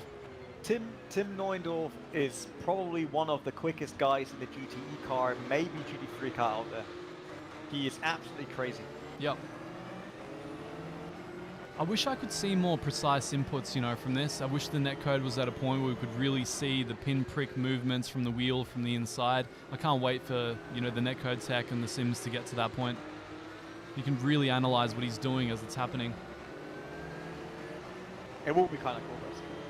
But we also, like, we now run into the same issue as real life, right? So if you watched, which race was it? I think Sebring. I don't know. One of the LMP races and all that, they also now start to cover up the LCD display in the cars when they go for interior shots. Yeah. They're now blacked out, right? And Yeah. that's the same that sim racing community is asking for. Like, oh yeah, we want all the detail, but then on the broadcast, we don't want the broadcast to be able to see our engine map. Yeah. So there's always a certain issue with that, right? I find it to be a bit of a bummer. I've never been very secretive. One of the things that we have in the audio industry is you had producers in the past that would like cover up all their gear so their assistants couldn't see what settings they were running. And it's like, if that's the advantage you need in order to be the best, you probably don't deserve to be the best. I mean, I wouldn't cover up anything. Yeah, show it all. I still think if we can see it on the broadcast, that's how it is. Because in real life motorsport, I would just try to walk past the pits to see which tires they put on, right? Yeah. So, no issue with that. So for everyone that's just joining us for the first time, I'm talking to Mr. Rene Butler, one of the owners of Butler Pal Motorsports. We're fielding 3 cars here tonight, or today, depending on where in the world you are.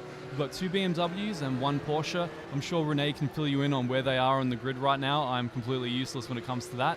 But you're perceiving the race from the perspective of Mr. Tim Neundorf, who is driving the 911, which is the car that I will do the finishing stint in and subsequently destroy all of his hard work for 23 hours. Oh, that was really a precise description of that, right? Yeah, it really was. I'm glad you agree. It's number 43 Butler Pal Motorsport Porsche, and Tim is currently in second. So Lorenzo Risi from Waveframe Esports is in first. Our first BMW is in third. That's Carsten Willem on the number 60. And our other BMW is in ninth right now. That's number 76. And you can see the live view. I'll put it in chat again. That's the live view. And you know, one thing I didn't expect was to end up in like a quasi-commentator role here on my own stream, but I love it. I love this weird dynamic where I'm just the moron that's yelling stuff at people, but I have someone who actually knows what's going on to fill in the blanks. Because people are inevitably going to ask, like, hey Erman, what are you showing me? Who's first? Who's last? In what context is this onboard footage? But I'm kind of in my own little world just talking about like tire flex over the curbs, so they know where they are. Fine. You know that you're on the least knowledgeable sim racing channel, guys. Someone asked for teammates, so Erman is, as I said, racing on the 43, together with Heiko Kolvenbach, Tim Neundorf, and myself. And Christian, I forgot his last name. It's just Christian for now. I forgot his last name, that's sad. Christian Michel. Well, Gary, I guess it could be the worst sim racing channel now. I feel like Rene is really grabbed at the heart of what I do. I think he really understands the quality level that we're operating at, so we might graduate from the least knowledgeable to just the plain worst. I'll take it. I'm not quite sure. I mean, I saw some sim racing streams on Twitch, and some of them were really disturbing. I can imagine. This is sometimes doesn't really represent the most socially open individuals on planet Earth. Sim racing community is a tough spot to be in, yes. Yeah, it's just a hodgepodge of various individuals. I mean, I worked as international community lead on a different racing game before. Yep. A rally racing game. And when the game shipped, I think there happened the most horrible moments of my life. I got threatened multiple times per second, basically, everywhere. People told me that they will kill my family if that's not getting fixed. Oh man. and stuff like that. So Maybe that would explain the hyper growth of this channel during the sim racing boom, because I just went into it, I'm like, you know what if you're just kind of nonchalant about pissing people off and you just say what you think and you don't apologize for it?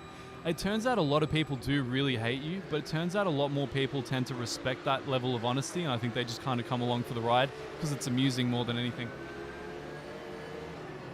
oh, someone is talking about baby oil on you. Oh, now we go serious. But Yeah. can you quickly show your biceps again? I just want to make sure that we can measure it and maybe sell that for sponsorship. I don't have the baby oil though, unfortunately. Yeah, it's like we just need to see if we can sell it to OMP as you know, ad space or something. Yeah, that would be good. I think we can make OMP there and then maybe Frami on the forearm. I want a Michelin one as well. We need to get sponsored by Michelin. I think that'll look really good on the side, on the outside of the bicep. Yeah, you could get us that, right? I can try. I've been repping their tires. Like, I don't refer to tires, I refer to Michelins, you know, like they do in actual casts. So it's great. Even though, like, I've got to say that the whole, like, having Pirellis and Michelins in the one race here is a little strange, looking at the texturing. Why is that strange? I mean, does that really happen that much in real life anymore? Do they do... Really? No. On the 24-hour race in VLN, we all race completely different stuff. There are people with Hancocks on the grid, there are people with Dunlop, then there are people with Goodyear, because Dunlop and Goodyear is the same in Europe, right? Beautiful, there you go. So some of them are differently labeled.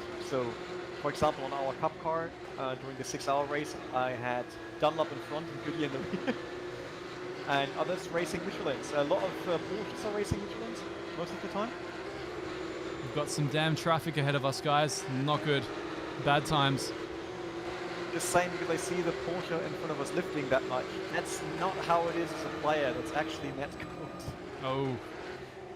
So that's the cars are not floating like this normally.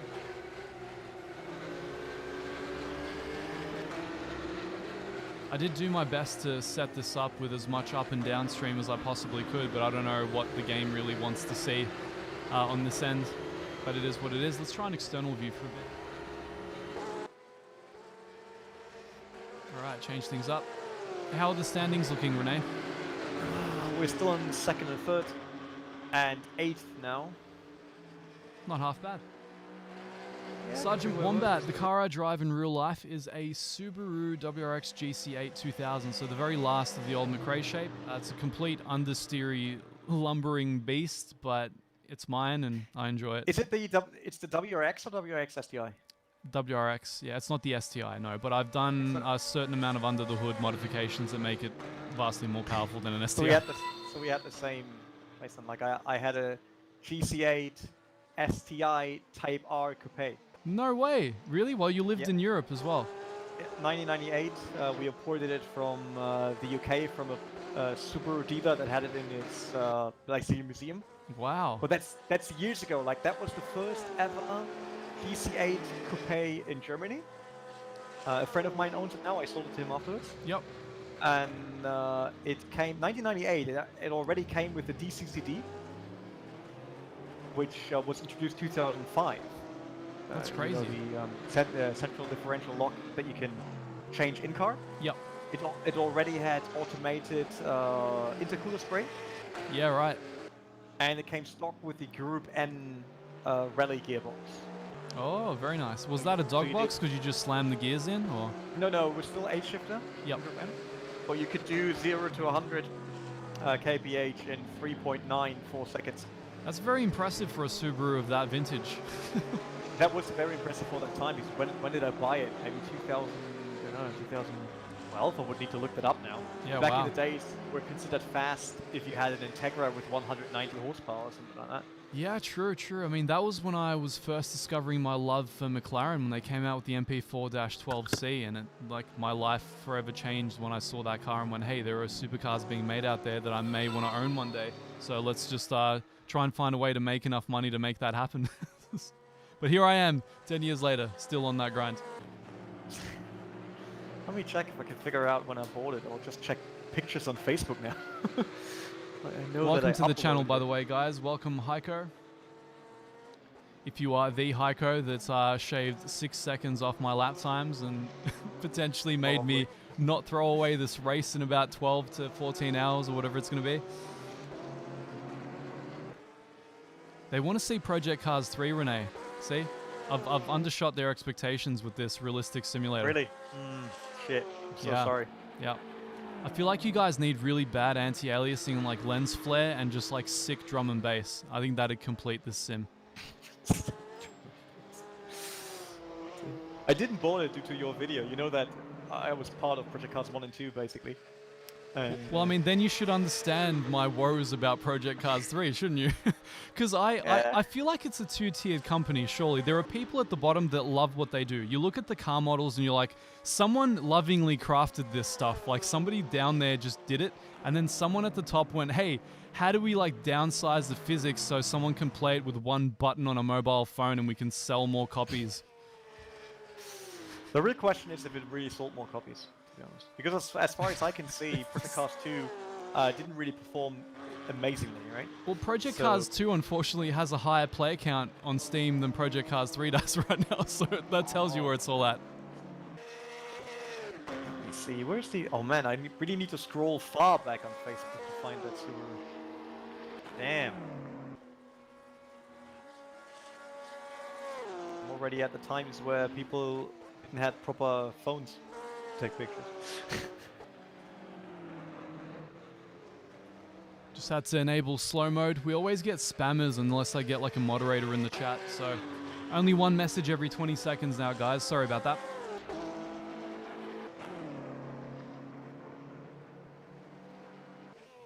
Oh, there's my GTR, X7.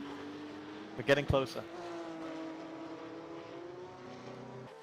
So Sergeant Wombat, I'm not going to be streaming the whole thing. I have to take breaks, mate. My stint is like 20 hours from now or something like that. So I'm going to have a little beauty sleep and come back nice and pumped up and oiled up, and then we can really get into it. Does that mean I can plug my stream now? Sure. I mean, you could always plug your stream in. Like, we can kind of co-host each other's streams. This totally isn't an awkward dynamic at all. Actually, I wanted to have your view in when when we were raced tonight, I will still be support while you are doing a stint. Okay. So I will try to grab your stream and then have TV cam on my stream so people can see both, like your stream and see your TV cam as well. Okay, great. I see you've put a lot more thought into this than I have. I'm like, if I just throw a camera up and yell at people, they'll watch me. And it seems to be kind of working so far, Renee. So maybe you got to rethink your strategy. You should learn less and just kind of do stuff and don't think about it. We know that's exactly how YouTube works, right? Like, if you really try to do... Let's not talk about sim racing content, but content in general, like being big on YouTube. Yep. The more you try to do proper, thought content... Doesn't work. Yeah, it's like, that's not going to work. By the way, that was 2011. I bought the car. Yeah, wow. There you go. In 2011, the GTI still had, 170 horsepower? And did you take it on the Nordschleife? No, not back then. No. Oh. The first of my own cars that I took to the Nordschleife was a Mitsubishi Lancer Evolution 6. Right. That's still pretty damn good. It was fun. I mean, it totally fucked the brakes in just one lap. I don't even want to know what would happen to my car after just one lap. It's a road-faring beast. It takes me to and from the shops and sounds really cool and loud, but I don't think it's made to do anything other than that. I'm getting some nice floating through the car. Oh man, that was mad. That was awesome. You're going to see that on the stream in about 10 seconds. It's going to be awesome. You definitely did something wrong with your network settings, because normally cars don't dive into the tarmac like they do on your stream. So. Well, I mean, I literally put in what Heiko told me to put in. It was like 1 Mbps upstream and 4 Mbps downstream. Yeah, but Heiko sets up, obviously, competitor PCs, as in driver. That's different to broadcast. Right. I mean, if you have any advice on the fly, I can redo it for the guys, but I think it'll cause some downtime for the stream. Actually, do you want to stop streaming soon? Because I will need to leave for a while, but I could... I mean, I'll probably continue on the stream for a little while longer. You feel free to leave, maybe shoot through the details to me, and when I do start re-streaming, I'll do it correctly or whatever. I will ask someone at the studio to quickly write those together for you. Please, that'd be great. So we can please tell them I'm using the old UI as well. Yep, some issue. And then I will leave now real quick, but I will be back so you can turn off the stream and I will turn mine on. Perfect. Handballing. I love it. Yeah. And it's only a few minutes now until we actually see the first driver change. Ah, who's driving next? Heiko Koppenbach. Perfect. Perfect. All right. I hope he has my stream open like next to him to amuse himself during a very... He actually is restreaming you right now. Whoa! Damn, son. I think he's on Twitch. Wait, let me see. Yes, get me on Twitch, Heiko. I have no idea what that platform's about. I've never watched a Twitch stream in my life. Today because we're all Twitch streamers, so... See, I'm repping the YouTube crowd. I'm like digging into broadband and JDS space. It's great. Everyone, even Max is streaming right now. I think our entire team is somehow streaming content. We are a 21st century team, my man. Yeah, everyone's streaming. Nobody... Wait until Sai gets involved. With his 400,000 Twitch subscribers. Oh, man. I saw you guys welcoming him and talking about it. I'm so not knowledgeable about any of this. I'm guessing that's a very significant development for the team. 400k on Twitch is big, yeah. Yeah. No, I mean, of course At it least is. for us. No, of course it is. I mean, I have, in a completely different scene, in the music scene, a few of my friends that have hit that bracket, and, some higher, some lower, and it's... They live in a different space, it opens you up to a whole different slew of opportunities out of life, so it's always great to have someone like that on board. You'll see, I mean, this shouldn't be the end of the team, right? We started a year ago, so the team is not old yet. So I actually really hope that when next year there isn't Corona, that there will be a meet for all of us at the track. Yep. And yeah, we should probably look into if there's any chance that we get you for a season. Or for a few races. You just reminded me, I have to take this opportunity to apologize to Team Rookie Monsters, who I know are participating in this race. They actually approached me before you guys did, but I wasn't ready, and they didn't push as hard as you did. So that's a testament to just perseverance and just, something. Whatever it was that Renee did, it kind of worked. So I wish you guys well if you're watching from Rookie Monsters. I don't know where you guys are on the grid, but I hope we win. So there we are. All right, I'll quickly leave you now. Great. Later. That's a good note to leave on, Renee. Just you don't want any of that fallout, mate. Yeah. I'm just afraid that Rookie Monster's now hunting me down. So good luck. More death threats. See you later. See you, mate. Hey, Duriki, how you doing? All right, guys. So just to catch you up, the guy I was having a conversation with there was Mr. Renee Butler, owner of the team that I'm racing for here. We're fielding 3 cars. We've got the 911 driven by Mr. Tim Neuendorf. We've got 2 BMWs as well. I believe Tim is. We're in 2nd position, guys, and I think the 2 BMWs are behind us. We've got 1 in 3rd position and 1 well back. I think last time I checked he was 8th. So we're doing pretty well. The team's pretty well represented. I will be driving the nighttime stint of this car in many, many hours when it becomes nighttime in the actual Nürburgring. Then I'll be doing, believe it or not, they've given me the finishing stint. They want me to go across the line. Now, if you've ever seen a more blatant marketing move, because the risk of me binning their car on that last lap is so tremendously high. I never would have taken those odds, but I guess they want the views, so that's cool. Do go check out Butler Pal Motorsport. They're a great bunch of guys, great bunch of aliens as well. Heiko coached me earlier today. He got 6 seconds off my Nürburgring lap times, and I mean, I'm a dude that's done probably thousands of these over the years as well, so they're quite impressive. My stint should be sometime around noon tomorrow, Australian time, talking to the Aussies.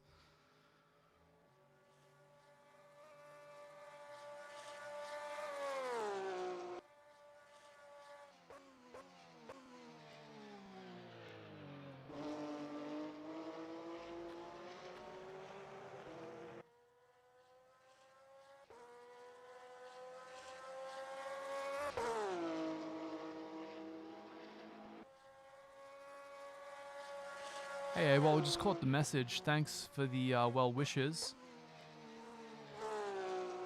So, yeah, once again, my first stint should be sometime in the afternoon tomorrow, Melbourne time. So I think... I don't know when that is in UTC. It'll be in the middle of the night here in, like, whatever this is, Central or Western German time. I guess check with the actual race itself. You know, I'll give you guys the details when I actually have them. I haven't looked at the stint list exactly. I just know roughly when I need to wake up. The guy's going to throw me into the car and I'm going to cross my fingers and hope for the best. But Renee and I are sharing stints, multiples in the dead of night. So you're going to see me battling with those infamous R-Factor 2 headlights. It's going to be quite something.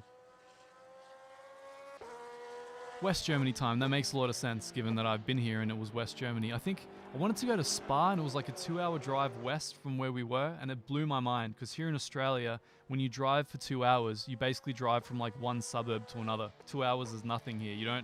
That doesn't mean going from one country to another. So being in Central Europe again threw me for a ride. Yikes, how you doing? Steve, welcome.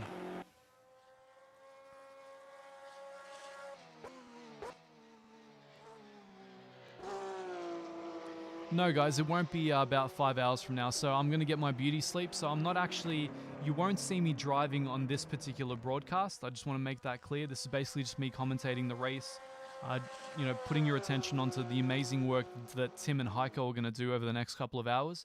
Then Renee and I will take over, being the slowest guys on the team. We're going to drop several seconds per lap. Going to do that in the dead of night, but that's probably going to happen at the very least 8 hours from now. So don't stress. I'll have a part 2 up of the stream in the due time. YouTube doesn't like very long streams, so it will break this up for me. I will have to cut it short. Barrett, we're currently in position 2 with the Porsche. What you're looking at right here, there's a BMW right behind us in 3rd, also run by the same team, and we have another one well further back in the field right now.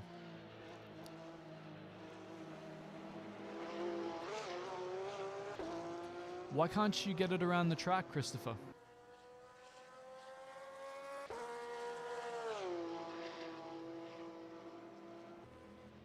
We go to the same gym, do we? I haven't been to a gym in about 8 months. I don't think I have a gym anymore. My gym is the park outside my house.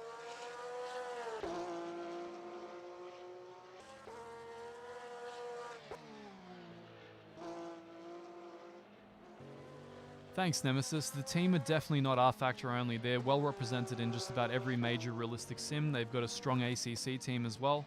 I think they do race room as well. I'm sure they do iRacing too, but I'm not going to orient myself around that, at least not yet.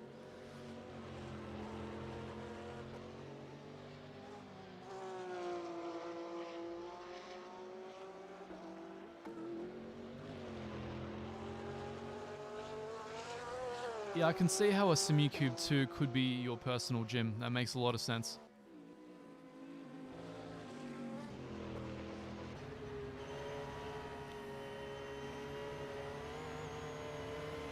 I'm guessing we're going to be coming across more traffic soon, guys. He's already been overtaking a few of the cup cars, a few of the stragglers. I think that's a back marker there. Man, all right. Because that was quite an overtake.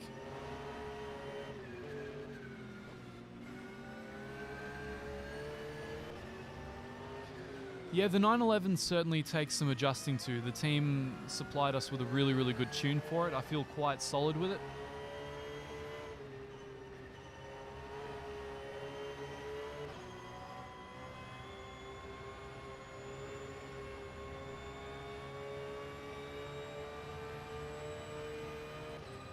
I think saying R-Factor 3 is something that you talk about in name only. I don't think you're going to see Studio 397 stop supporting R-Factor 2 anytime soon. So you gotta not think about it in terms of what developers like Codemasters and Slightly Mad Studios do, right? They don't just drop a game, take all your money, release as much DLC as they can in a short burst, take more of your money, don't fix the actual issues in the game, and then start another product cycle to give you the same game again but with less features, and then take your money all over again, right? While you forget what happened the last time. Studio 397, Kunos, these are developers that actually work on their simulation engines for a while. They actually try to give you your money's worth.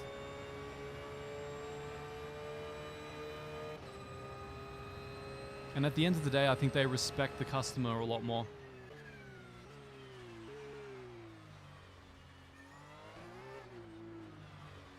Dino, I mean, I could say I'm nervous, but I think babbling at you guys is helping. It's a really good coping mechanism.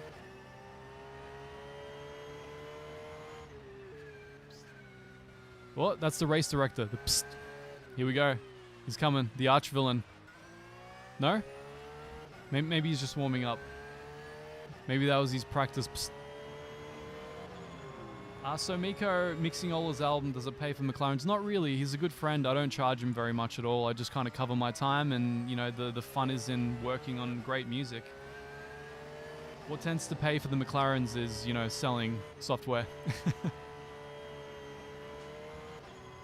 Hey, H1 Tiz hits? Hits. I'm gonna go with hits.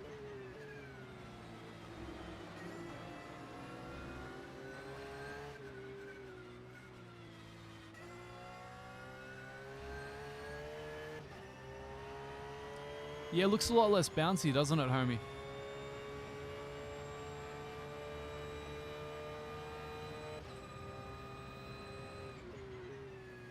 Jim, how you doing?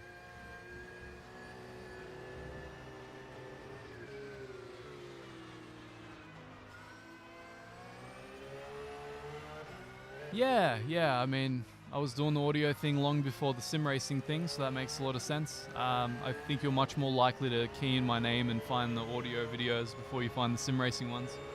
Doesn't mean they're mutually exclusive, you know? I can do both most of the time. Yeah, we hung out when he was playing here with The Haunted, I believe. So we kind of hung out in the city, grabbed some dinner around the venue and just hung out. But then we did the interview, the coffee with Ola, when I went back to Sweden in 2019. And ironically, that was when I went to the Nürburgring for the first time ever, shortly after that. And basically cruised with the Apex taxi crew. So, you know, somebody tell Misha, get me featured on his channel. He's the man. Well, I've technically already driven the Nürburgring in real life. This is R Factor 2. Paolo, we'll see you later, mate.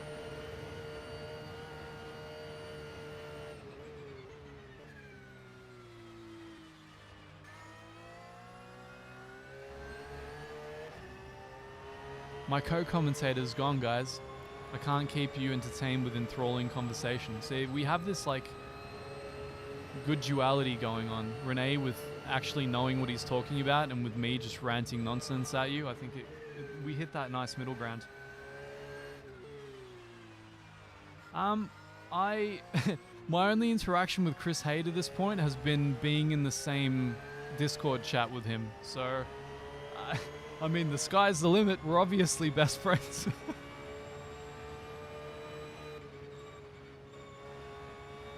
Thanks, Paolo. Appreciate it, man.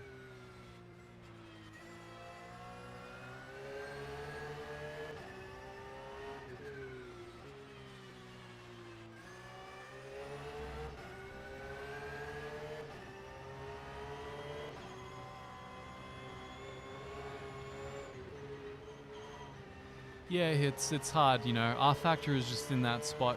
They inherited a tech demo essentially, and then Studio 397 had to create a game out of it. Control, car Hey, number the arch-villain 3, returns. 4, and car number 55.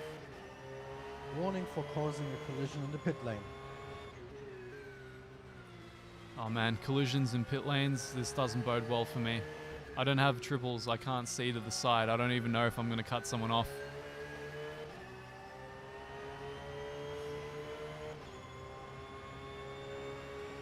Miko, I used to play guitar for many, many years, and then I kind of gave up as, you know, the audio engineering business and the production became all-encompassing. I just found I had no time. Then after a while, I had no passion because I was so used to fixating on all the negatives of recording guitar that I just couldn't. Whenever I heard a guitar, all I could hear was bad intonation, out-of-tune notes, bad performance, sloppy picking, sloppy fretting, you know, and then after a while, you know, it just kind of disappears for you. I enjoy music in a very different way now than I used to.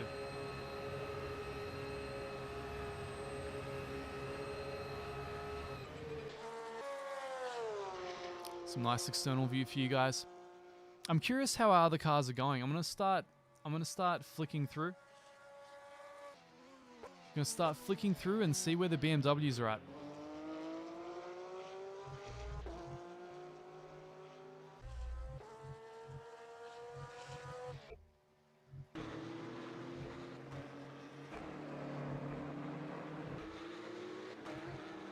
We've fallen back a little bit. So we've got one in 8th.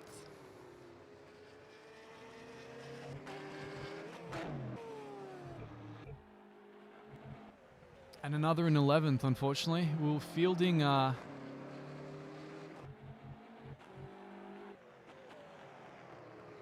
we were fielding 3 cars in the top 5 initially, but every car other than our amazing Porsche 911 has dropped off, it would seem. So we'll see how we go.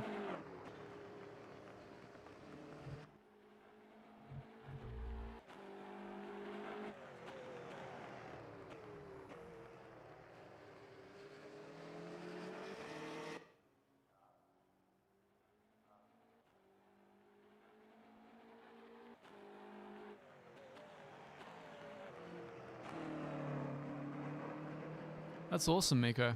Rick Graham's a great dude. What am I watching? I'm watching the wrong car.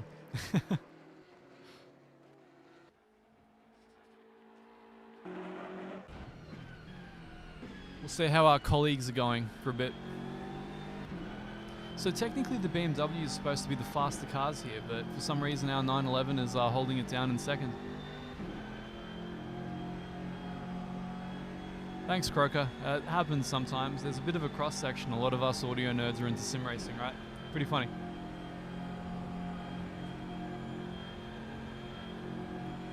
Hits, I'm driving in several hours from now, so I've got a sleeping stint to get through first. And after I do that, I will caffeinate greatly. And I think in the Australian afternoon, I get behind the wheel for the first of 5 stints, I think Renee and I are doing. So it's going to be pitch black here on the Nürburgring. We're doing the night stints to begin with, and then I'm doing the closing stint. So if you catch nothing, at least tune in to see me bin the car across the finish line, or on the last turn as I freak out just before the finish line.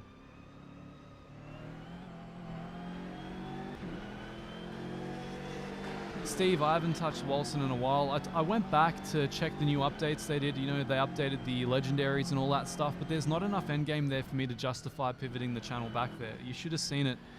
In the early days, man, my videos were getting like 250,000 a piece, and then we just like sunk down to 20k, and then I was making videos for like 2,000 people at a time, and I'm like, nobody cares about this game anymore. There's no endgame, so we had to move on in life.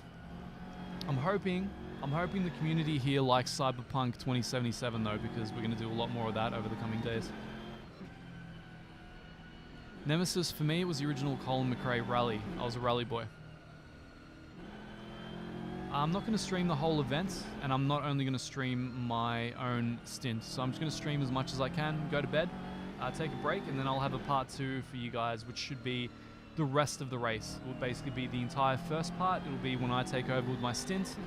And until the finish, you know, the bitter end, as it were.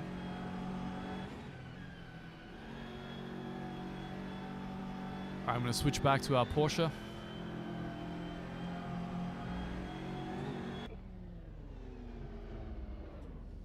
Perfect timing, right? Right in the pit lane. So I think that may be the leader still up ahead of us. Tim's done so well staying close to him.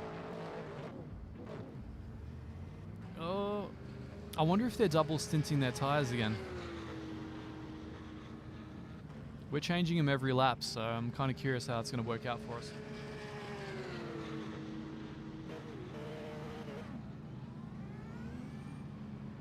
My thoughts on F1. I don't like watching vacuum cleaners go around a track, personally. No, not really. I mean, it's just not my thing.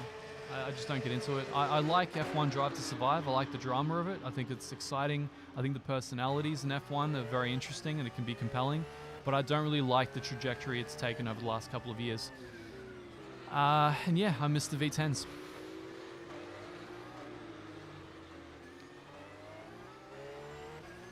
Yes, guys, it is a new driver. This is Heiko driving. Heiko Kolvenbach. So he was the guy that coached me earlier, got 6 seconds off my lap times. I'm still a good 6 to 7 seconds off these guys though, if not more. So, what do you say? You know, I'll work at it.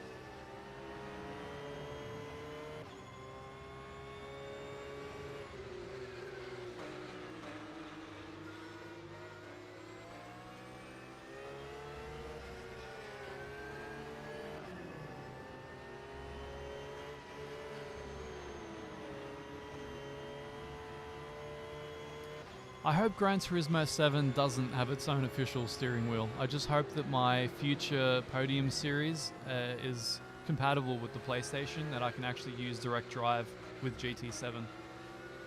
I feel like it may not be dialed in all that well for it, but I guess we'll see.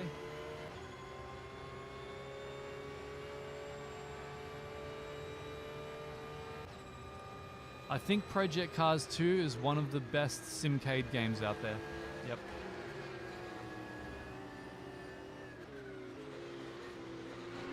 What's Renee waiting on? Is he waiting on me to go to sleep? If he wants, I can like cut the stream short and he can take over on Twitch. Get you guys to migrate platforms. The Next Level Racing folding rig thing. I was meant to have one of those. So the guys wanted me to review one, but I don't know what the situation is with stock. But I've yet to receive it. I've been looking forward to trying it out. My housemate wants it as a B-rig, but it should be sturdy enough for the T500 RS, I hope.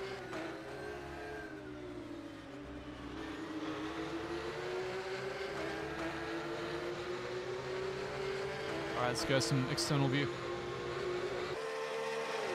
Watch as Tim negotiates the cup traffic.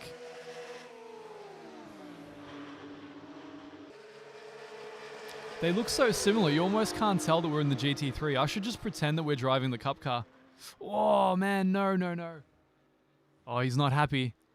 The cup driver's not letting him through. Look at all that floating. How dare he float like that?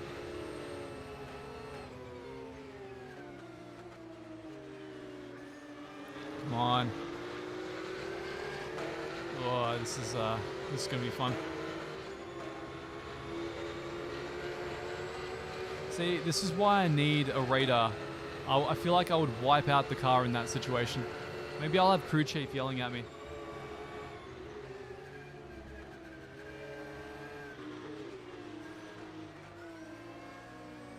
Well, the Fanatec full sponsorship Wombat is kind of already a thing.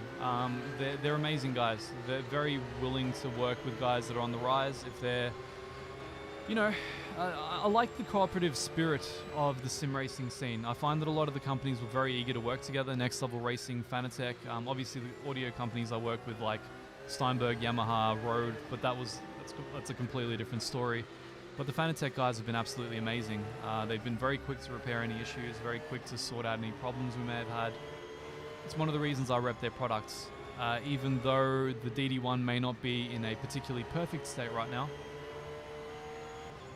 I know they're working at it, and I know that every single time there's an update, I'm going to load it up. It's like Christmas. It's going to improve. You know, I always know I'm going to enjoy ACC more. I always enjoy R-Factor no matter what, but ACC always gets better with each new force feedback driver update.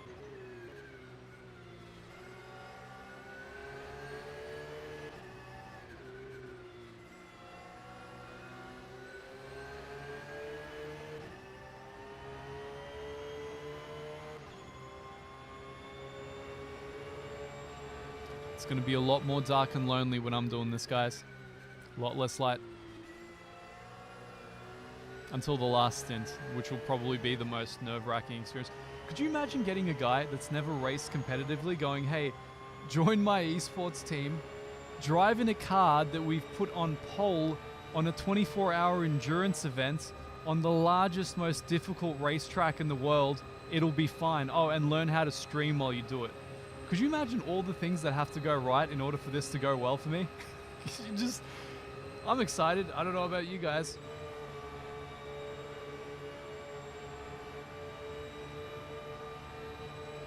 Triples won't work for me, Sergeant. I'm an audio engineer. This is actually my workroom as well. I can't block my speakers with monitors. It just doesn't really work. I think what I'll probably do in the end, I was considering getting an ultra-wide and just cropping the screen and streaming that, but I don't think that's going to be a particularly good move for me.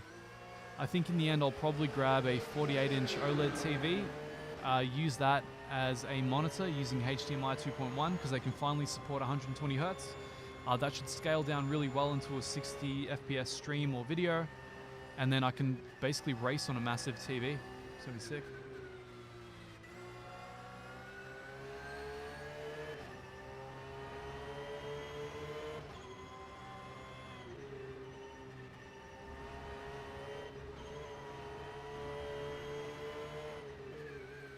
There will be no chatting while I'm driving, guys. Don't worry. I may not even acknowledge donations until after I'm well nestled in the pit lane. So just be aware of that. I'm nowhere near skilled enough to even just do the race, much less stream and race, much less do the Jardiere thing of like talking and streaming and racing well.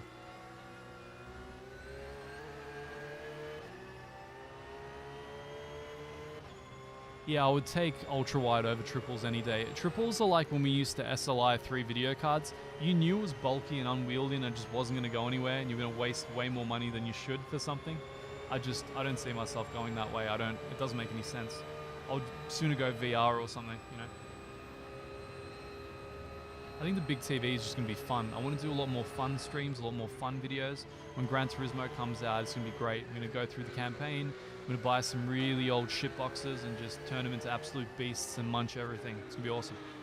I love it. Going to have RTX. And it should run at 120 hertz. Pretty good.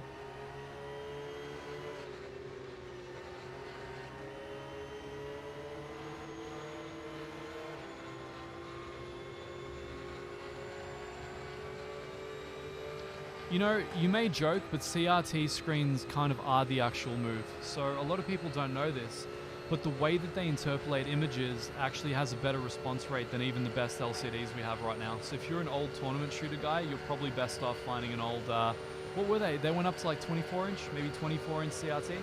They're still the best promotion, believe it or not. Lanky, what's up, man? Race is going really well. So Tim has got our Porsche at second position. He put us at pole, unfortunately dropped a position early on, and he's just been kind of coasting along, doing a really, really fine job. Negotiating cup car traffic now.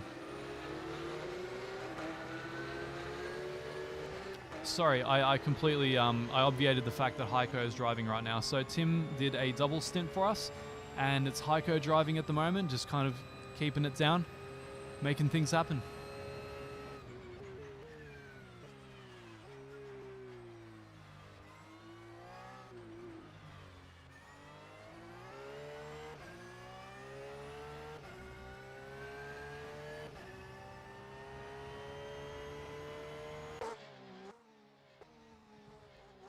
It gets so lonely on the Nordschleife, you know? I mean, and the GP circuit. It's one of those races that's so crazy. Even in the real race with over 100 cars, they always fall into these pockets where they're just by themselves for so long. It's unbelievable the gap that's been established.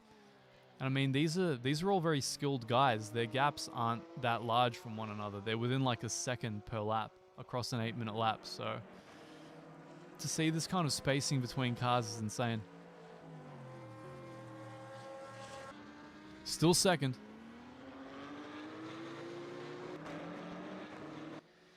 I've had pretty decent customer service with Fanatec, I've got to say. It's hit and miss, I guess, with people. So, Wide Peepo Happy, good to see you. This is R Factor 2. SP Racing, good to see you, man. Thank you.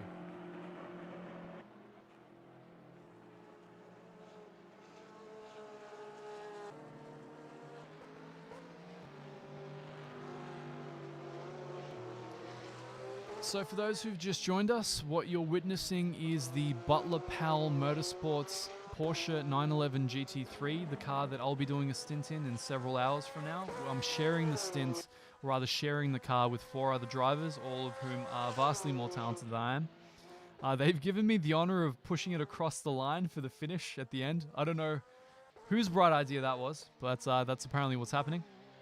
I like that he pretends that there's still a curb there, by the way, at Hudson Buck. That's great. We started off with 3 cars in the top 5, so really strong qualifiers in this team. Somehow the 911 has stayed up in second position for us. First has created quite a gap from us, so I don't know how that's all going to go. Maybe if they have, you know, worse speed drivers than we do, we might catch up eventually, but we'll see how it goes. So Arthur, I actually just did this track at a rainy night. It was amazing. I loved it. So the rain handling in R Factor is pretty simplified. You don't have wet lines, so you just drive the same dry line. It's just more slippery. So you're kind of just drifting every corner. You just have to brake a little earlier and you're just kind of like maintaining the inertia, you know? I actually had a lot of fun. I love night racing on this track. It's something I've done a fair bit.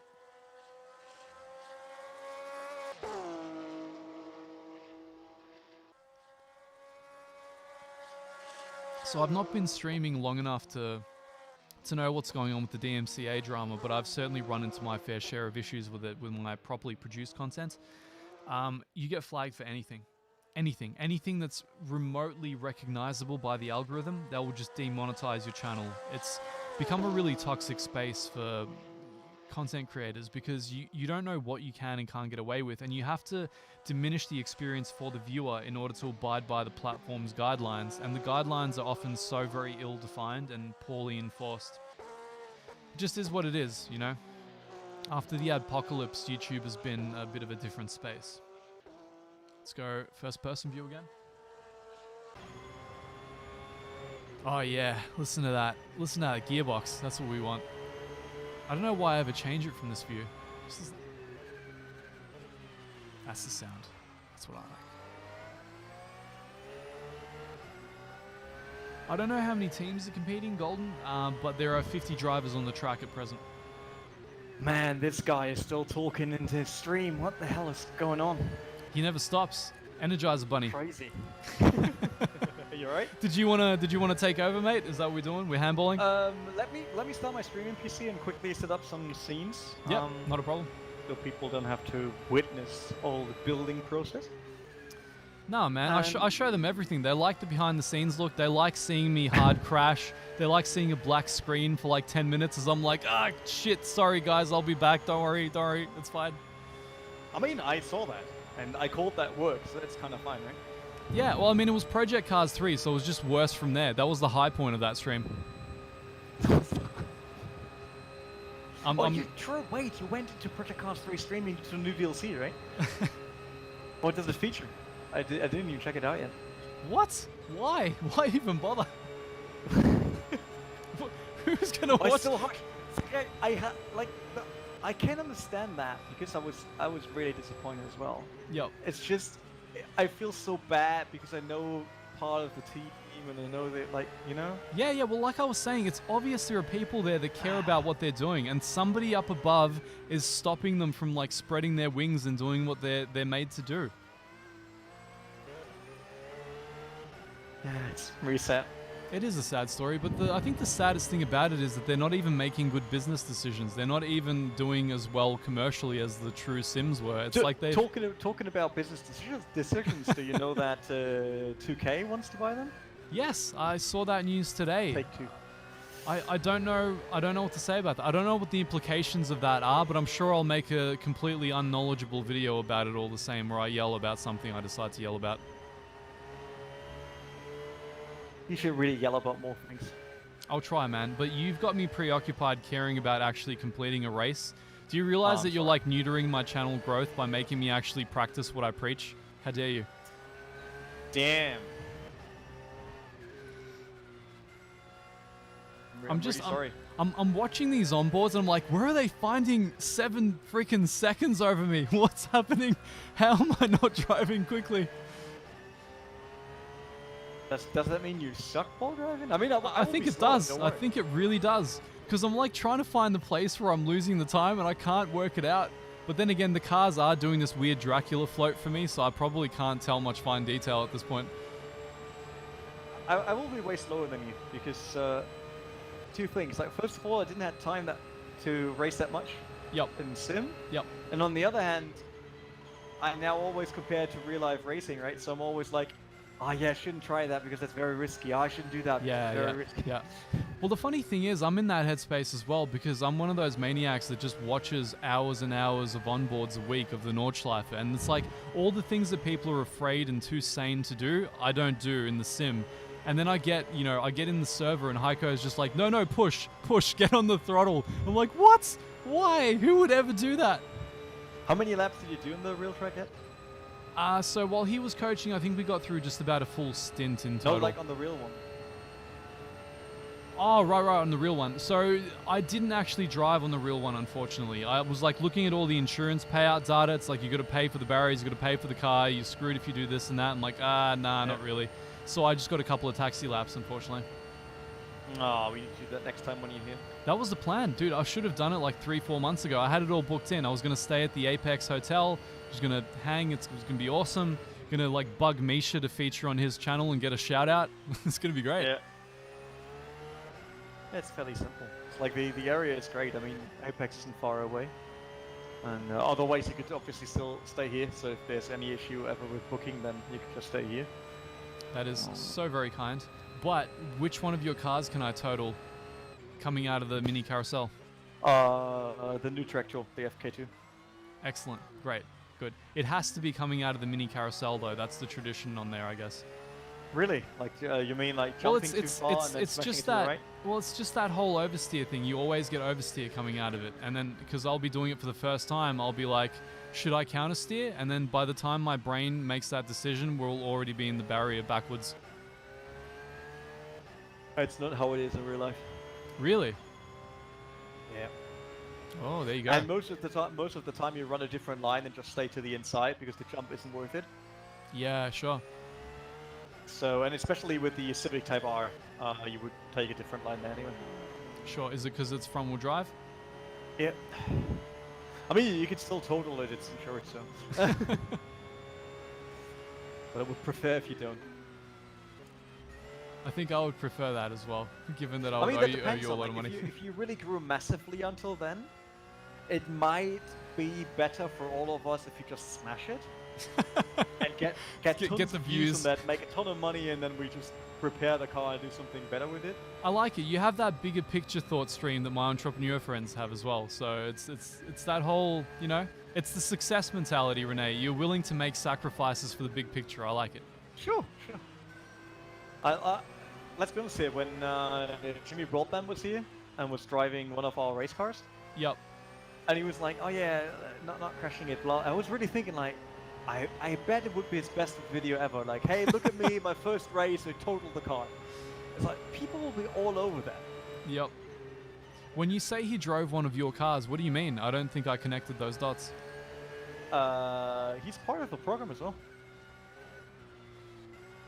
What? What? So Jimmy Broadband was planned as a driver this year, Yeah. but due to the corona issues and all Yeah, that, yeah. and him being super busy, Yeah. it didn't step in. So Ah. the plan, but I'm not. We're still in contact, so I'm not sure if it's still next year's plan. Would actually to get him ready for the 24-hour race and then do that. Why would you even consider moving down to me after having Jimmy on the hook? Like, what are you thinking? Why are you scaling down? You're like, Because you still think I actually picked you to do your YouTube channel. That's not true. I thought you're a really nice guy. That's why we do that. oh, okay. I should probably start acting nicer then. Hey. You're not buying that story, do you? Yeah. But no, I'm for real now. It's like I saw your videos. Whoa. Like months ago. Whoa, man. I got sorry, man. I just got like the weirdest glitch ever. There was some weird netcode. Please go on. I thought you were saying nice things about me, but I cut you off. So you know that we obviously check what like influencers doing on our game and all that stuff, right? Yep. So I was just checking out videos, and then afterwards we were practicing with the team, and we were talking about new drivers, and then everyone's like, yeah, there's still enough new sim races. It's like, yeah, I mean, with the new guys on YouTube, there will probably be more people, right? Yep. And then we watched some of the videos together, and everyone was like, oh, he seems like really nice. Like he has the right humor, and we still kind of... Even if you do a lot of jokes, you still are very competitive and passionate about it. So like that kind of sounds like the normal mix that we have in the team. And so we decided basically months ago that we wanted to ask and see what's happening. Like that was before you even made all the followers. You know, what really sucks after like meeting all of you guys virtually and like interviewing Marcel, in the back of my mind, I'm like, these guys are really nice, and that's probably why I really like their sim, because they have the right idea, but this means I can't do any more salacious clickbait content about R-Factor. I can't come out going, why R-Factor is the most failure sim ever made since AC. You were the typical bandwagon YouTuber at that moment when you released the Why R-Factor 2 fails. So it was like, yes. All of a sudden we got back into mainstream with the 24-hour race, and everyone went out there with like, oh, why R-Factor 2 is failing. It's like, Yep. yeah, Sure. Well, you know what was funny? As I was finishing that video, Gamer Muscle went live with the exact same video. I had it scheduled like 2 hours, and I saw he went live in 10 minutes. I'm like, no, go live now. Eat into his views. And I think it really worked. But I think at the end of the day, I feel like all of the content that we've done, I mean, I think the positive far outweighs the negative, and I feel like we have probably sold a great many copies of R Factor, and I think a lot of the community know that when I say I love driving in the sim, that I truly believe it. It's one of the only reasons I actually have a DD1 and this monstrous rig that I'm sitting in.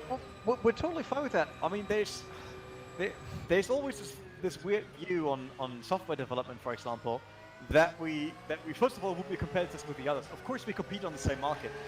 But as an example, Kuno Simulazioni, they had been here at the racetrack at the Nürburgring.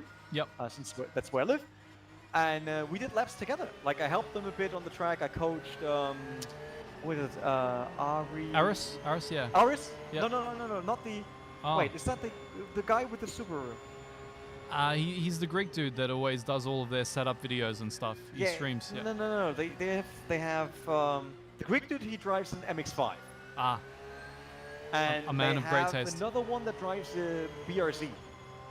Ah. And then obviously Marco was there as well. I forgot this other one's name. I'm really sorry. But yeah, so we did laps together. We were chatting the evening and all that.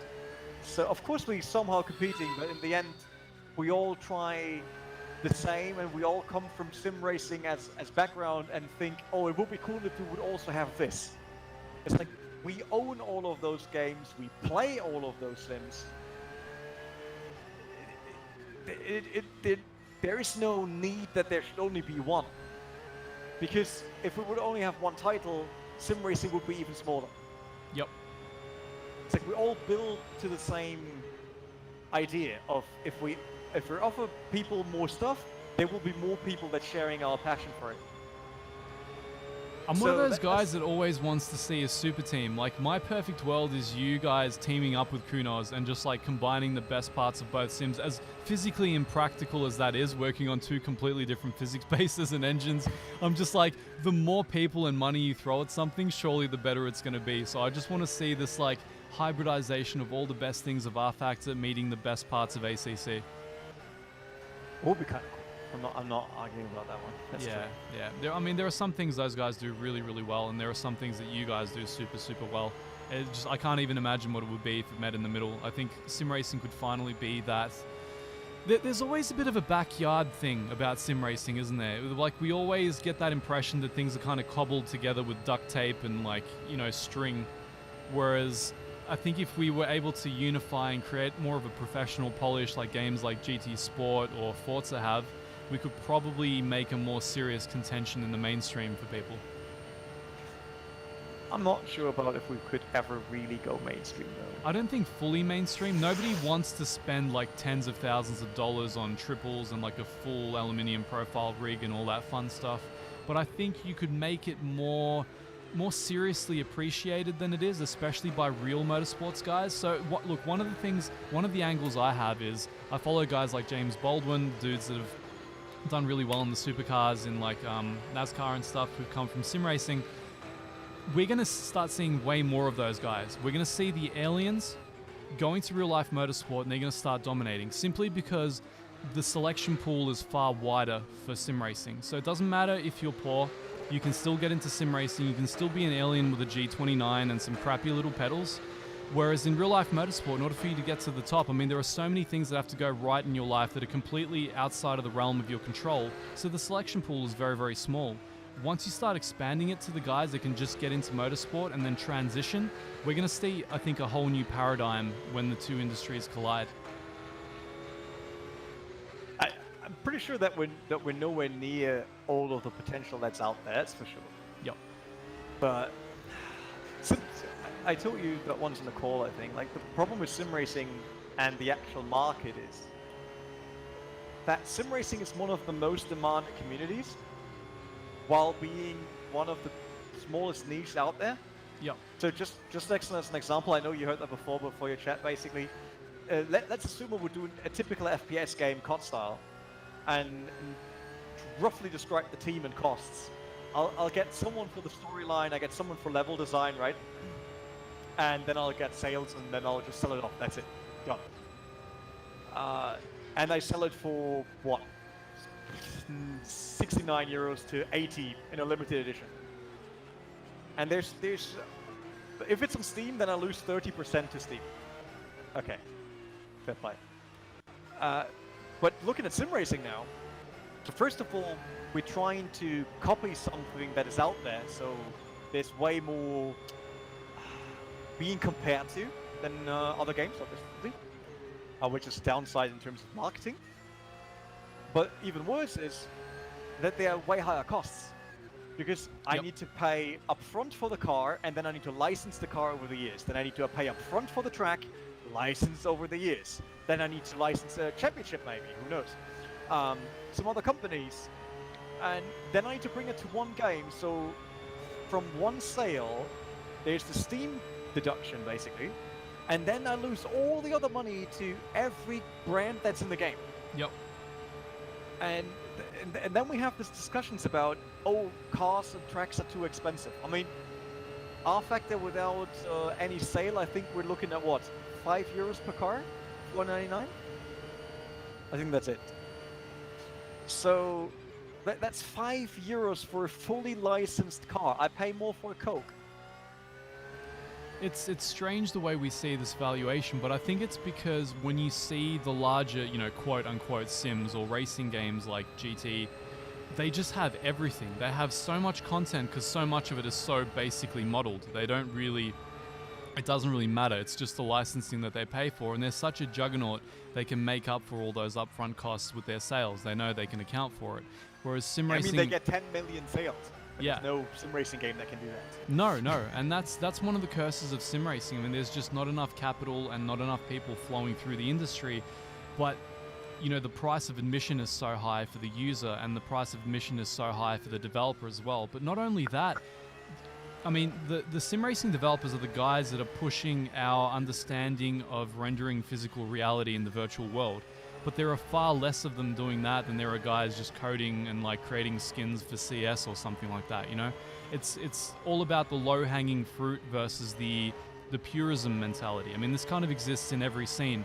If you're the guy who really cares about a craft, you want to see it through to the end, you're always going to have the least market share, but you're probably going to have the most dedicated hardcore fan base at the same time. Yeah, but it's just, still you need to somehow recoup that money, right? Oh, and totally. The difference is, if we look at Live for Speed back then, which was a great sim at that point, I mean, it's pretty much still is, right? Yep. So they didn't have any license cost. Still was great. They sold the games themselves, and they didn't have any license cost, no engine license cost, whatever. I mean, we don't have engine license cost either, but it's just due to what the community wants. And compared to what they want to pay for software, and you know how this is, right? Yep. People are totally happy to pay €2,000 in Europe for someone to replicate an Audi R8 steering wheel illegally in their garage. That's 2,000K worth, no problem. Everyone's paying. Yep. But you get a car with a partnership with one of the biggest manufacturers in the world, and you ask for €5, and everyone is like, "Whoa! Yep. How can you do that? Horrible!" It's like, yeah, there's certain misunderstanding in where all of this greatness from sim racing comes. It does not come from the steering wheel looking like an R8 steering wheel. Yep. Not at all. And it costs a lot of time to develop these items, and then it costs a ton of money to make sure that these items you develop are actually either behaving like one of the real cars you know, or look like one of the real cars you know, or have the logo of one of the real cars you know. Yeah, I feel you. I mean, it really depends who you're appealing to with that one. I would say that, you know, the average gamer is far more taken with the actual branding. They don't really, I mean, they don't know enough to know whether a car is handling like an R8. They don't really understand car dynamics or, you know, aero maps and stuff. So it's far more profitable for someone that's like a licensed maniac with a very simplistic simulation engine to make money than it is for somebody that's got a very niche select cadre of content, and they're trying to really replicate those track times. Like in sim racing, if your car is a lap off the real life car, I mean, people just freak out. They're like, the BOP is completely off. You guys suck. You unmodeled this. Suspension's too soft. This sucks. But I mean, on the real life track on any given day, there could be so many variables that you can't even start to get into in the sim. For me, it's just an absolute miracle that we've even gotten as close as we have. So everything for me from here on out is just a cherry on top. Every improvement to R Factor, every improvement to ACC, I feel like I'm living in this bizarre like miracle where people have managed to render so many of the physical dynamics of the real world in a virtual space that I'll never understand on a mathematical level. And I feel like I don't really have that much of a ground to complain about it as a result of that. But maybe that's a minority opinion. I said there's nothing wrong with how it looks like. It's just that to compare players with passion and all that. Look at what Star Citizen is draining out of the community in terms of money. Oh man. So I really have to question myself at one point, and I know people hate me for that because obviously we all want to pay less, right? We don't want to pay more. But with what the community wants in terms of a sim, there will be a moment where we basically would need to do the same. Yep. So like, okay, we do the new R8. That means it will be on pre-sale, concept sale. It costs you 299 euros, and it will have absolutely everything. Let's say you can turn on all the switches with your mouse or in VR, whatever the future has for us, right? Yep. And everyone who's buying that after the concept phase pays 600. We kind of have that already in DCS World, where people are paying a lot of money for playing. But cars are one of these weird segments where people are not willing yet to understand that all of that costs money and a lot of time and a lot of different technology or support, utility, whatever you need to get that done. Absolutely, and one of the crazy things about that is seeing where the flight sim community has come. I actually began with flight sims well before I started with race car simming, and I kind of left that behind for close to 10 years. Whenever I put my head back into that scene, I can't believe how much further along it's come. But they've embraced the nicheness of it. They've embraced charging, stupid amounts per plane. They understand what their business model is, and honestly, it's not too far from where R Factor is at this point in time. It's just that for some reason we've not had that same acceptance in the sim racing scene, that things have to function and sell a certain way in order to function as a niche community. You guys aren't turning over millions of sales. I mean, there aren't millions of people out there with sim rigs capable of really doing justice to a simulation engine like this. So it just is what it is. It's a necessary evil. Yeah, we'll see where this leads. I'm not saying that this is the next step we do in terms of business and all that. Just saying that it might be an option that at one point in the next 10 years, every sim racing developer has to look at.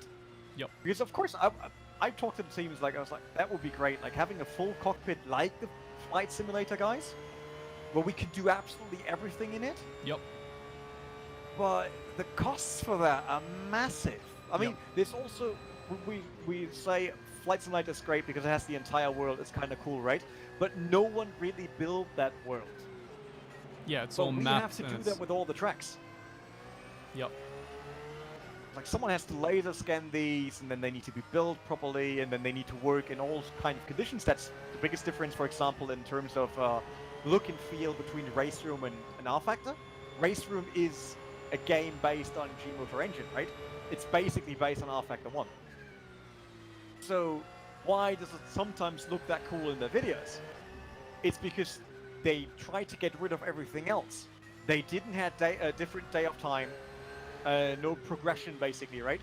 So they could create the entire track and all lighting and all liveries to exactly that moment. Yep. Which we can't. We do something like when, for example, when we introduced PBR internally, and we were playing around with things. We had a screenshot that looked amazing, and then the next is one, oh, I loaded this up at 7 AM and it's horrible. Nothing works anymore, colors don't work, or whatever, like reflections are wrong, all the things that can go wrong. Yep. And that's what's making it so hard in a dynamic environment to really let it look absolutely good. And then there's the difference between deciding if you go for like baked shadows and basically predefine everything, or try to calculate everything. So while our factor is more on the side of we try to calculate most of the effects, heat effects, how the horizon looks like, how clouds move, right? Sure. While other sim racing titles went for the way of let's just create these as paintings, basically, like to simplify it now. Yep. Let it look a bit more Hollywood-like, let it look great, and we just basically predefine these, and the game is somehow blurring them into each other while moving. And currently, I would say it's probably the better choice if you just want eye candy, because graphics engines are not up to that yet. Not even Unreal is. Well, I mean, it really depends who you're appealing to and for what reasons. I think the average, gamer, even just the average sim racer, they probably don't care about the way that the light is calculated over the horizon. They care much more about the actual feel of the vehicle and how accessible it is, how easy it is to get into lobbies. I think fundamentally the sim racers care more about the act of actual driving and the feeling it gives them, rather than having every single little extraneous detail and element be absolutely, true to life, or at least calculated in real time. But, moving that aside, I think I should probably get back to letting the guys know what's going on with the race and hand the reins over to you, because I'm getting to that sleepy mode time of day where I've got to hand it off, and I've actually got to work out from you when my stint is. When do I have to wake up, and when do I have to take the reins of this car?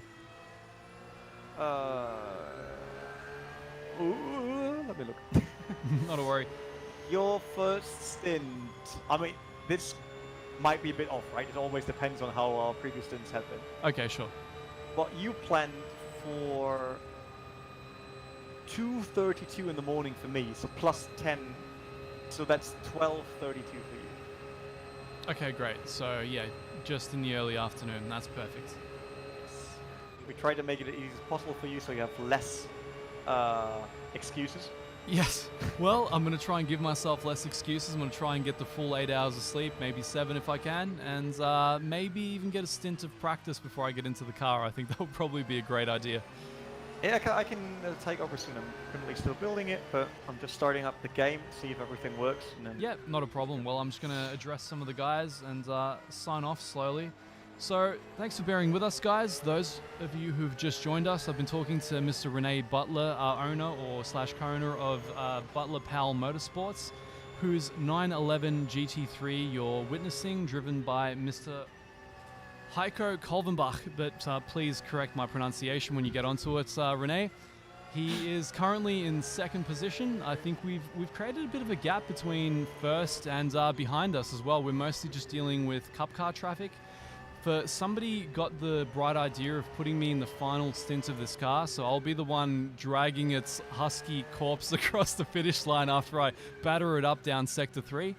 So I look forward to that. I'm sure you guys will as well.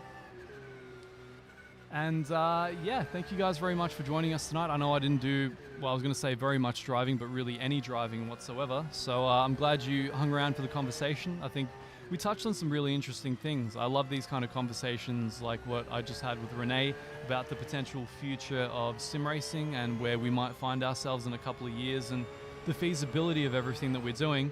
But I'm just going to sign off by saying, Marcel, if you're watching this, C8R, and yeah, cool. That's yep. Had to happen. Yeah.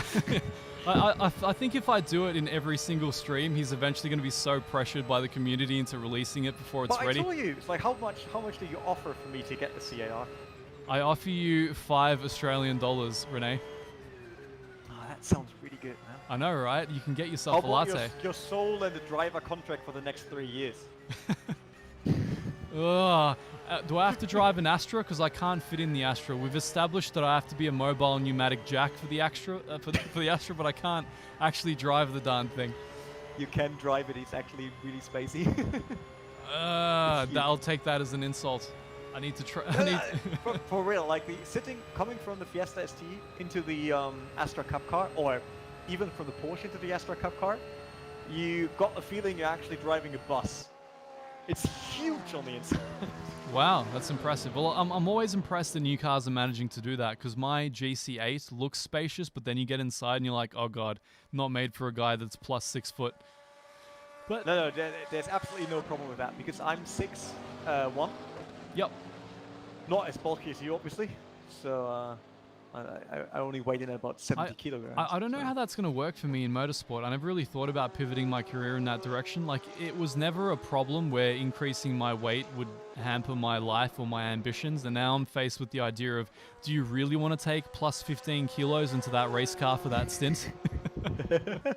I mean, it's true. It's a cup car, so the lighter you are, the faster we will be. So. No, don't say that. At least tell me it has a torquey engine that can haul my fat ass across. Yeah, the engine is fine. I mean, it has way more power than we're currently using because they turned us down this year to 310 horsepower. Yup. So the engine is capable of way more, and we got enough torque. But, Awesome. Yeah. Well, that's good to hear, man. I'm going to hand it off to you now. I'm just going to sign off to the community. Thank you guys so much for joining me. Sergeant Wombat, as always, #1 in the chat. Yeah, I don't know what to say. I mean, thanks for joining us for the chat. I know I didn't do much exciting stuff for you. I only pretended to drive for a very short stint there, but I think nobody would believe that I'm as skilled as Heiko is, so I'll just leave that behind. I'll pick up with you guys in a couple of hours. I'll be sleeping for about 7-8 hours, and my stint begins around about 10 or 11 hours from now. So tune in around that time, guys. I'll have part 2 of this stream ready to go then. Wish our guys well. Continue watching the stream on Renee's Twitch channel if you're interested, or the live stream from P1 Gaming. Renee, if you want to supply them with all those links in the chat or wherever you like, I'm sure. Yeah, it's twitch.tv/grunnertv, but I will put that in the chat again. Perfect. And we'll be live in basically 2 minutes.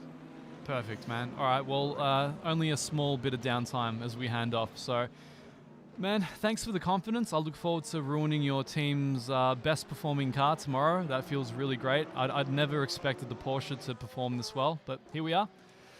I'll see you guys tomorrow. And yeah, good luck, Renee. Have fun. Thank you. See you later, man. Bye-bye.